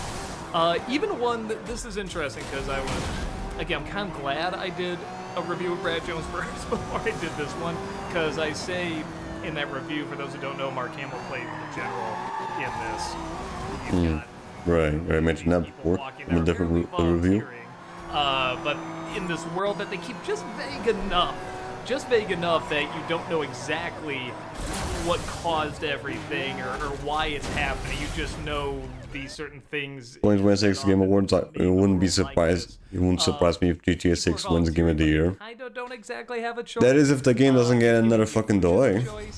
Yeah, we'll see about that. Mark Hamill is the general who's watching them walk. All of them have to walk until there's one left, and that person gets this huge cash prize and one wish. I mean, just that falls within the rules of this world. That's another reason I like this movie. There are rules to this world, but it does not get bogged down by them. And that's something both modern filmmaking or whatever year it comes out. Yeah, probably most likely. I'm really glad to see that. GTA 6 is gonna be like a big fucking game.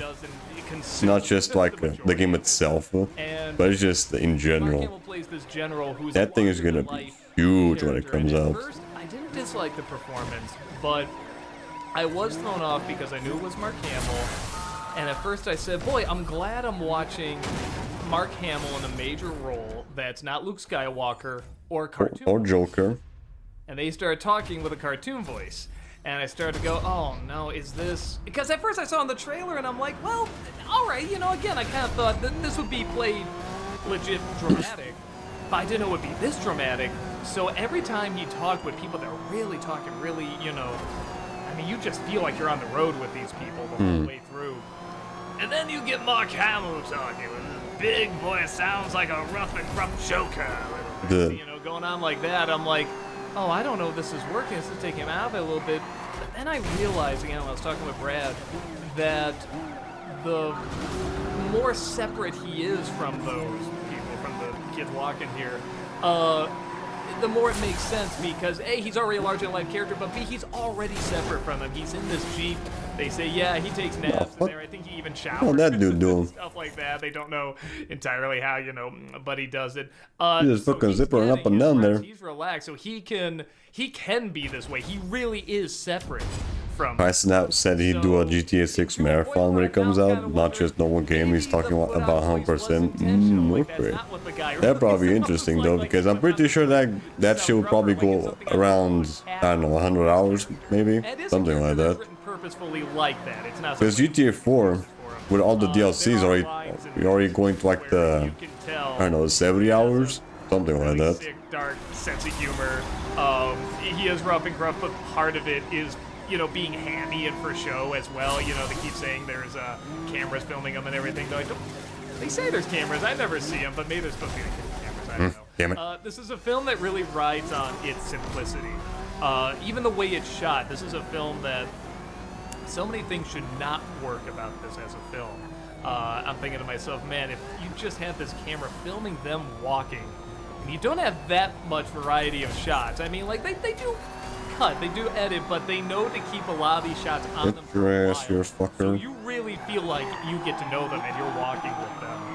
And just the more you find out about them, the more fascinating they are, and the more tragic they are, and the more you feel bad about this situation. And I feel like they set up everything just enough where I'm not... Bro, oh yeah, I remember him doing a 100% stream with speed of Mario Bros. Wii. Right, I remember that much as well.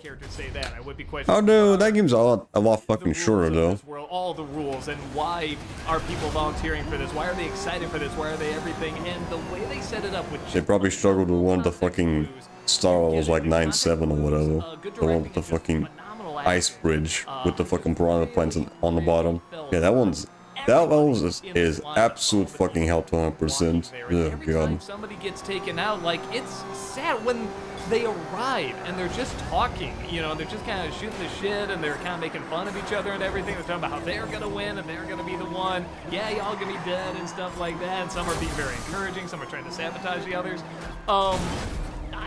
Even when some are being jerks to others, the characters I'm not supposed to like, I still like them and I don't want to see them go. I don't want to see anything happen to them, but you know that's how it has to be. And just while I'm sitting there looking at all of them talking, I'm like, I really like these people. I've only known them for like a few minutes, but I just instantly really like them. And what was he driving on the wrong way? And you know you're watching the last days of their lives, and it's just so heartbreaking to watch. And again, there's so many things you could connect that. You're too far away by now. I feel like, yes, had, you know, a very clear identity to what it was talking about before, it sounds like, but it was written in a way where it could be talked about years later. Yep, I'm not catching up. Something where you Waste. have to know Again, all it takes is just one Vietnam fucking War is crash. in order Fuck me. to either get the In the commentary cloud world with the flying enemies. I don't know. The other one was a lot harder than that shit. connected to anything. It's just a fascinating I mean, like that to me, that's like the only really big difficulty spike of the game. through this setup. I guess the director of Hunger Games did this, and it feels like a mix of like Hunger Games and Lord of the Flies a little bit, but it also does kind of feel like soldiers. It feels like people signing up for something, feeling like, yeah, we're gonna, you know, do good, either for our country or, you know, or for ourselves. And again, if you want to like really nitpick, you could be like, well, wait, why would they be duped by this? Why would they, you know, fall for this? And again, most King adaptations, I would say that, but the way they set up this world, again, with just the tiniest, smartest little clues, you get the idea, you understand the environment and the atmosphere that this would lead to, and it does make it feel very 9/7 was much harder than the one level would done. Yeah, man, I'm trying to even think. But again, that's the one that I was mentioning that has the big difficulties, Blake. It's a good movie. It is really representative of the best of King's writing, truly. I don't know if I can say it's like the best adaptation I've seen of his, but like, it's up there. It's bare minimum top 5, maybe even top 3. I mean, it is that good. So, yeah, even when I got to the ending of this movie, which I won't ruin, I was kind of on the fence about it. I didn't know how I felt about it. What the fuck? Oh, bullshit. That fucker just popped out of nowhere. Fuck off. What the theater and sitting down, everything. was that bullshit fucking vehicle spawning? Fuck off, dude. Things in it were, especially if you connect it to like the Vietnam. Fucking vehicle just spawned out of nowhere. But when I saw it and I left the theater, I think I was just kind of so jolted Fuck off, dude. by everything. I was like, I see this game, even on PS4, is still pretty fucking buggy. and I really was thinking about what this experience did to them and how it changed them, and what survived and what didn't about these people. Well, even down to the people that don't survive, but you know, if the who makes it through. Just all of it is so fascinating. It's such a I don't know. It's gonna stay with me for a bit, and I like that. It's been a while since I've seen a movie where I'm like, man, this is gonna stay with me for a little bit of time. And it's nice to see. Again, I was talking about before how I feel like the best movies this year, even though this isn't an adaptation, but the best movies that like have new ideas or interesting commentary and whatever, are between Kai and Speed. I'm more of Kai fan over Speed. And yeah, honestly, it's hard to know what to call this. Kai has done some weird stuff here and there as well, but nowhere near to the point of Speed. Actually, yeah, I much prefer Kai. I don't know. He has done some questionable stuff. He has done some questionable stuff in the past as well, but nowhere near to the level of Speed. Stuff like that, and that's not what this is. This really is something that has a lot of suspense to it, and like I said, it's a tearjerker as well. You just really feel for these people. Like I said, even the people you're not supposed to like, and you see them have, obviously, I just cannot fucking stand people that abuse YouTube's copyright system. And that includes Speed. See these people do stuff early on in this optimistic point of view, like, oh yeah, I'm the badass, I'm the blah blah blah, and when they have to see the consequences of their actions, it hits them really quickly, and that's another thing I like. Definitely, yes, but it's too much. I think it's that, the whole bullshit controversy that Speed's been into, but also just the personality itself as well. I'm just, I'm not very much into like, what's the word? The word that's, the dude that's like very much into like, that's all into fucking that's very much caffeinated or whatever. Obviously, are gonna try and sabotage the others. When they see the consequences of that's like super interactive, like fucking jumping around everywhere. I'm not into that. So we're not bored with this character. We're not just waiting for that moment to happen. They get to that moment. I always prefer like a more chill type of content. Of the journey, and that is just so I can definitely see that the whole content that Speed does, that's more for like very young kids. I can definitely say that, but for people, the beginning of it the just doesn't work. So when it happens, it's like, oh, we're not doing the usual formula. Now I get to find out more about these people that I don't usually see in a movie, and that's just Out of the so way, nice, and fucker. it makes them so much more interesting. So yeah, I really recommend this movie big time. It's an easy 4 out of 4 movie for me. I am giving warning that it is very, very intense. It is meant to be a drama. It's meant to be a tearjerker. It's meant to be suspenseful. And it's not in a sense that it's like, oh, just edge of your seat, don't go in there kind of thing. I mean, you're just watching people live out their last days walking. And it's just, as you'd imagine, it's not pleasant. When it's done in a very realistic manner, it's not pleasant. But it is very fascinating. And it's always, okay, there we go. It's interesting to see what it says about us in this. I get energized, depends on the situation, but I'm not that crazy over him, yeah. And what you do. Yeah, he tend to be very obsessive over stuff, but at least you're not obsessive over content creators like fucking Speedy. What changes you for the worse, what changes you for the better. And this movie is definitely about that. And Or the fucking, very, very or just content creators that have like a lot of fucking low attention span or whatever. I mean, and it is a tearjerker, it is a drama. It really wants you to feel for these people, and it does it very effectively. With that said, what did you think? Did you see this movie and did you think it was fantastic, one of the best of the year, one of the best Stephen King adaptations ever? Or did you think it was awful, it didn't make any sense, it did need more rules, it needed to explain things more? Why would people sign up to walk to die? This is so dumb. Or are you somewhere in between where you go, I like King stories, I thought this was suspenseful enough, it's an interesting idea, and I'm probably not going to be able to sleep tonight because I'm too disturbed for one. Let me know what you think, and I'll see you next time. Take care. Nice. Alright. Now, this should be the last video for the day, I think. Let's see here.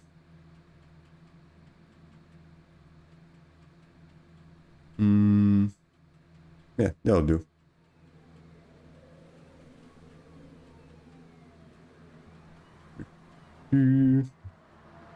Before we get to it, let me just apologize for the lack of this one all the last about. few days. As you surely know, the internet has been a pretty disgusting place, to say the least. Both with this horrific. Oh yeah. Very right. What happened to fucking Marvel Rivals got the while I'm really not that familiar with the character from like X-Men, the whole Phoenix thing. Randomly my entire life. I can certainly say that the clip is disturbing. What happened? I haven't really played that much of Marvel Rivals recently. I don't tend to play those games that much unless I'm doing it with someone else. Is not the sort of environment that I want to engage with. And as such, I've spent the last few days mostly off the internet.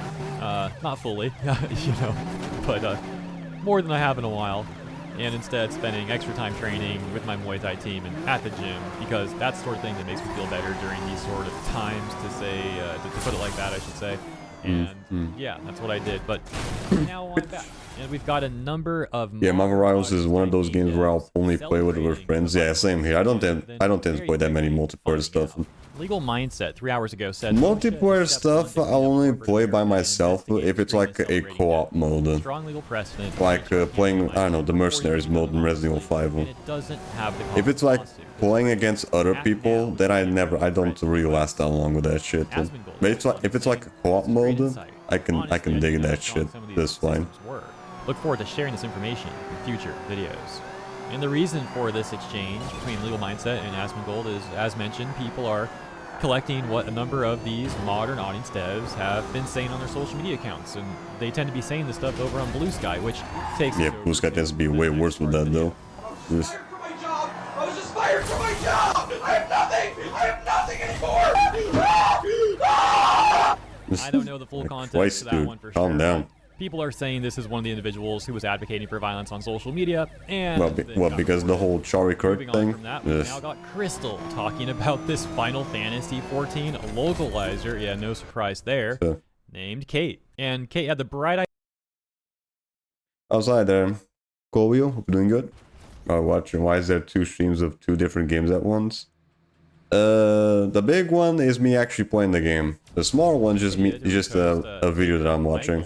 Disgusting take. We're just farming SP here. Where Michael and the people agreeing with Michael and signal boosting Michael, reposting Michael, you get the point. Well, they're advocating for a purge of people that they dislike. And you know how these individuals are. They dislike 99% of people, if not more. And they try to justify their violence and it has to be at least 99.9. Like I said, we all know how these sort of people operate.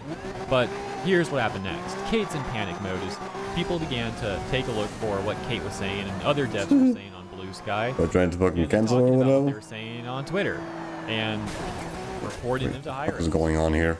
Kate then went on to say, regarding leaving Blue Sky, I'll try to find who I can elsewhere before I ultimately cannonball into the void. Moots are welcome to... Lady, at this point, just fucking leave social media. Christ, you left fucking X, you left Blue Sky, what else do you want to fucking go? Christ. This tool is what I use. And when I was initially reading up on it, people said it sometimes doesn't work with account handle. You don't feel comfortable on X. You don't feel comfortable with fucking Blue Sky. What else do you want, lady? Christ. Don't forget to save. Some people are just so fucking obsessive over fucking social media. Fuck me. Good question, does NFC Rivals have freedom online, like with friends? Yeah, that's exactly what we're doing right now. We're doing an online session with other people. But on PS4, you need PS Plus for that shit. And the game, you can also play the game offline with single player. Check up on it. These people are in real time enacting damage control for the... Was it like a Hot Pursuit? I have never played Hot Pursuit. People also often advocate I have no idea how it works on that game. Here they are running and hiding. But here, you just do your own thing and maybe run into other players while doing events and shit. So it's just like a big world. Because I believe they removed Ghost of Yotai from their bio, and then they made this tweet talking about losing their dream job. Now, Asmongold and others would question if this person really did get fired, considering that they may have just made that tweet and just changed their bio to try and like take some of the heat off them, making it look like they got fired when they may not have actually been fired. So who knows for sure. I also realized I said tweet when that was a Blue Sky post. I'm still getting used to making that distinction. My bad. Nevertheless, Smash JT provided some more interesting insight. What is going on here? Why are there so many cop cars in here? Drew Harrison, who worked on Ghost of Yotai, was allegedly let go from them flares today for comments about Charlie Kirk. It posted. Yep, there we go. The whole Charlie Kirk thing. Being represented in video games explains a lot. And so let's take a look at Get this. your ass here, What fucker. do we got here? I find it interesting that when discussions around how games deal with sexualizing characters, it is almost always men discussing how women are depicted in games. This entire thread is... I don't know, maybe it's just because men are like the biggest target demographic for video games. Characters that they find physically attractive. There is no balance because the industry is still heavily skewed by being cis-het male dominated. Even your example shows the real-life woman fully clothed in a jumpsuit while the character is in her underwear showing under boob. You've literally turned the person who looks and moves like a living person into a stylized Barbie in her underwear. The physical attractiveness am I having this much trouble catching it? creating Hell. a good game. There we go. Well, it's actually not. It definitely There we go, got it. not a moot point at all. I mean, take a look at what happened to Concord. I see, because it's on discount on PS5. Can you customize cars there, or you get them the way they are? You can customize the cars a little bit, like but RPGs and hero it's very limited. games that are more individually character-centric. And also, the servers for this game are gonna go offline on October 7th. So if you want to get the game, you might as well do it now, because you probably only have like 3 weeks left before the servers go offline. Seriously, they end up making attractive characters. So with Concord, going back to that really quick, I think the price point was also a factor, among other things, for why that game is historically one of the biggest disasters in gaming of all time. But clearly, having a hero roster of ugly, boring weirdos in a hero game, well, that was a terrible decision. And Drew here seems to think that it's a moot point. Right, That such things I was doing both the PS3 and PS4 version of this game just because the servers were going offline. It's actually extremely We already got the platinum for both versions. Now we're just farming SP just to for full completion. We have Kirsha responding to Asmongold, where Asmon said, if you guys want to make a list, if I have time tomorrow, I can put them all together in a video. No more online servers? Yeah. Kirsha You can still play the game offline, but online, no more after like October 7th. Posts or videos anywhere, please reply to him with them. Where someone was offended by this, it seems. this user saying, "I'm not condoning what happened, but it's so ironic that these guys have waged war on cancel culture and then continued the same behaviors, the same exact playbook. They condemned people being fired over edgy opinions online, just to turn around and do it when their turn came." Well, they really shouldn't be crying about this, considering that these modern audience types literally made this set of rules where they utilize cancel culture and openly advocate using it. But advocate for just either canceling people or just get people hurt. They're all upset and fearful. And that's what happened with fucking Charlie Kirk getting fucking shot in the neck. So yeah, people are continuing to compile more lists of individuals who are advocating for violence, especially in the gaming sector. For example, Bethesda here, and a Bethesda producer, which Madam Savvy tweeted about. Oh yeah, I've seen that bullshit, yeah. Wow. I saw the fucking bullshit, yeah. Some random fucking asshole, maybe an unpaid intern, posted a fucking gif of like the Indiana Jones, like petting a cat and going, "Oh, I'm so tired of the fascists." Right after the fucking Charlie Kirk thing. Oh my fucking god. Yeah, for me it's online what I want to do on the game, so no point of getting it if the servers are going down. Have payback and heat, but just want to try something new, you know? It's fine. And Madam Savage, I get you, but yeah. You want to play the game? At least online? Asmund Gold would go on to regards to a do it before October 7th. I mean, don't really have them. They don't really get much from playing online, though. I will continue to do this until they are all. I don't really notice like the big thing of playing online with preventing people. Honestly, the fucking other players get a little bit more annoying than while you're doing your own thing. And that's where I'll close this video for today. But hope you all enjoyed this one, and thank you for tuning in to my 2-day off return video. Appreciate the support as always, and if you enjoyed this coverage, outside that offer, doing good. Consider liking and subscribing. Appreciate you. See you in the comments here. Keep up the great work. Be safe out there, and I'll see you in the next one. Okay. What was the other video that I saw? Like this dude. Hold on. Where was it?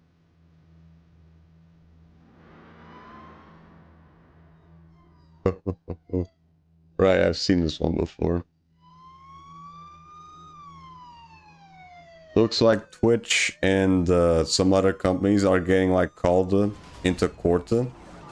I think that's what it is. The context with this one. CEOs of Discord, Reddit, Twitch, and Steam have been invited to testify before Congress about the radicalization of online forum users. Oh Sadly, shit! also being brought into this, which I think. I mean, Twitch is a big one because Twitch has been really bad with that shit lately. I saw this news. Twitch CEO. It's just gotten even worse with the death of Charlie Kirk. On the radicalization of its users. So it's my understanding this is not an invitation like the aforementioned invitations. No, this is it's go here, bitch. Are you going straight to jail? The Committee on Oversight and Government Reform requests your testimony at a hearing on Wednesday, October 8th, 2025 at 10 a.m. in room HVC 210 of the US I'm pretty sure they're probably also gonna call Hassan into the whole thing as well. Just including incidents of that's gonna be fun. Commit violent, politically motivated acts. In other words, many would take this as a reference to Hassan, given what the man has said on his own streams multiple times. Yep. So yeah, Twitch is corrupt. Hassan is very much into like promoting violence onto other people that have different opinion of them. Just but I definitely want to bring this to you. I just don't cover this more thoroughly right now. But I mean, like, to be fair, that's kind of all there is to this. I mean, it's not a good look. Not a good look for them. We'll see how this plays out. Let me know what you think in the comments. Thank you for tuning in, and stay tuned. Yeah, we're still pretty early on what this whole thing is gonna lead to, but it does sound interesting. Really sounds interesting. Okay, hold on. I just want to put the audio back in because I think this should be the last attempt at this for the day.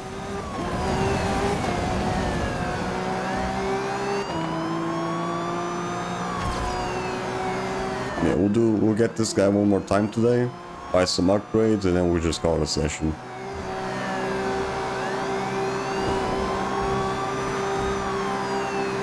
Boom! Got him. Ooh, E-flip. Let's go. Easy bust.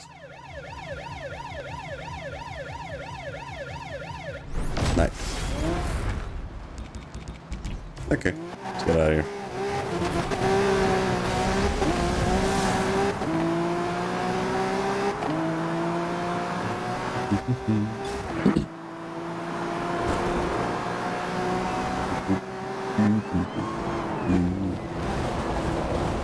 Here we go. Alright, let's see what we can buy with this amount of cash. Probably only, I don't know, 3-4 cars fully upgraded, most likely. Let's see here. Right now I need to remember where the fuck we stopped at. I think it was one of these. Let's see. No, that's done. Maybe this one? No, that's done as well. This one? Nope. That's done as well. Maybe it was the last one. There we go. Found it.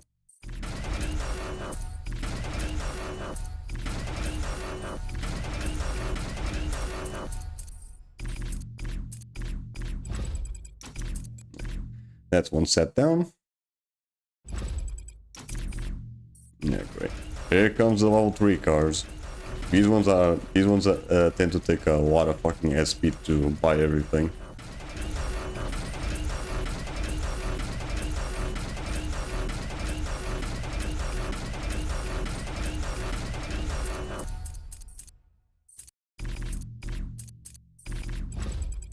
So we're probably only gonna be able to fully upgrade 2 cars, I guess. Well, it's just because the helicopter stuff is really fucking expensive. There we go. Just that. They would just have to keep farming SP over and over again just to level up the rest of the cars. And there's a lot of them to fucking get. Christ. Yeah, there's still a lot of them left.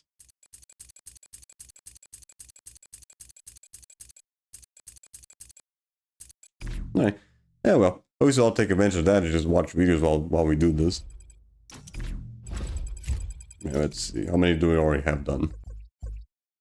Close to half. Okay, not bad, I guess.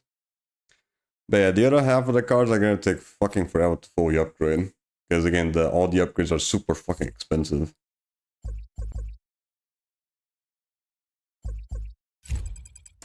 Alright. We're gonna leave it at that for today. We did good. At least we managed to get the platinum for the game. At least we managed to get the platinum. That was like the biggest thing. Now I don't have to worry about the servers going off and then missing out on some trophies. Although I'm pretty sure we only really had to worry about 2 trophies for the multiplayer. I just wanted to be safe and, you know, making sure the game would, you know, go offline or just you couldn't play it at all if it went offline or whatever. But yeah. Just move that. So yeah. That's gonna be it for today.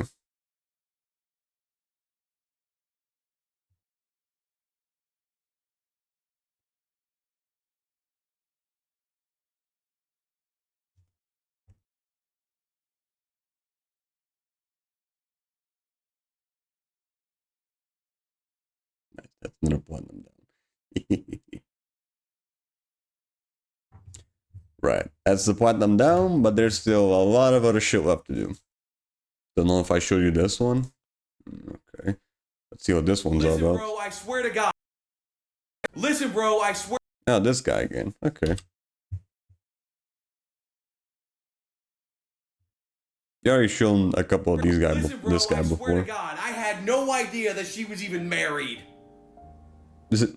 Now the real question is do you want to join us? Well, I searched the area, and unfortunately I couldn't find any other survivors, so it looks like it's just you and me alone on this deserted island.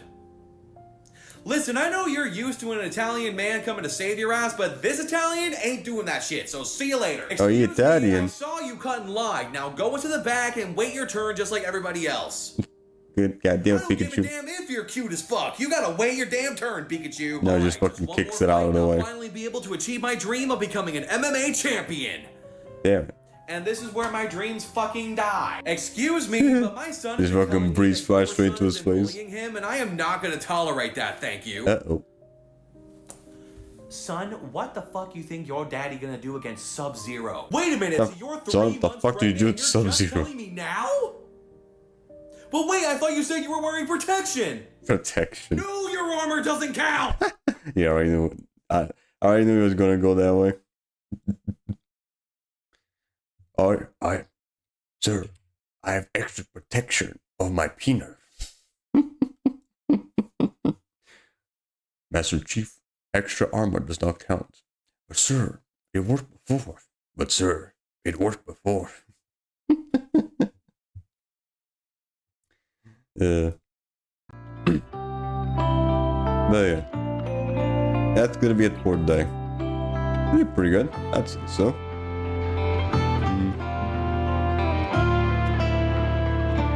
Alright. At least we're probably done with the Need for Speed Rivals. No, with all the stuff besides farming. So yeah. We're gonna be doing another batch of farming looking at speed with this fucking game. It took long enough as it already took long enough as is the fucking PS3 version. That's probably gonna take around the same time with the PS4 version as well. Maybe a little bit less, I don't know. Because I remember on PS3 I started farming shit by using the Hot Pursuit instead of the Interceptor. So, I don't know, maybe it might take a little bit less time? I don't know, we'll see. Because there's a lot of cars we need to get fully upgraded. But yeah. Next stream though shall be tomorrow, where we are gonna be hopefully finishing off with Birth by Sleep. Right. Last we left off, we did the secret episode. And we almost did everything with Aqua and Ventus. We also did a little bit with Terra, but we didn't properly finish them off. Right. We also need to go back to Aqua and Ventus's playthrough, so that we do the final boss again with them. Because I don't know if either you get like a secret ending for getting like 100% with the journal with each character, or you get like a different like a new cutscene at the end. Probably not. That also I don't know if the main database of the game or like everything updates unless you like do the final boss. I'm not so sure about that. So yeah, just to be safe, we're gonna be redoing the final boss with Aqua and Ventus. Then once we're done with all the secret fights with Terra, we're gonna be doing the same thing with them. Then, if we have enough time, we can probably start doing the cutscenes for Recoded. Yeah, we'll see about that. We'll see. So yeah, again, next stream shall be tomorrow at 9:30 PM GMT1. Well, we're gonna be probably finally finishing off with Birth by Sleep after 2 fucking years. And probably also start doing Recoded. If you like to be notified when I go live or any other shenanigans I have on my stream schedules or video uploads, you can go to my Discord where you'll be notified as such. If you also want to keep track of any previous stream that I've done so fast, you can also go to my YouTube channel as well. Now with all that said and done, who are we gonna be rating today? Well, let's see on right now, shall we? Let's see here.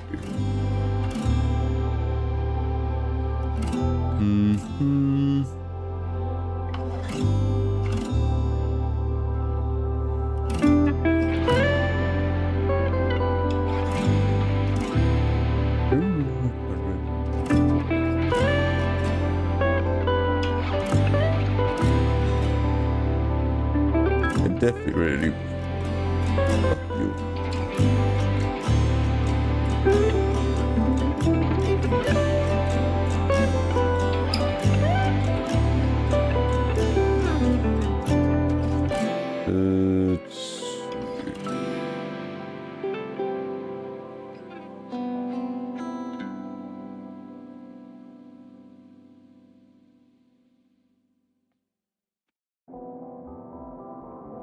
Sure, why not?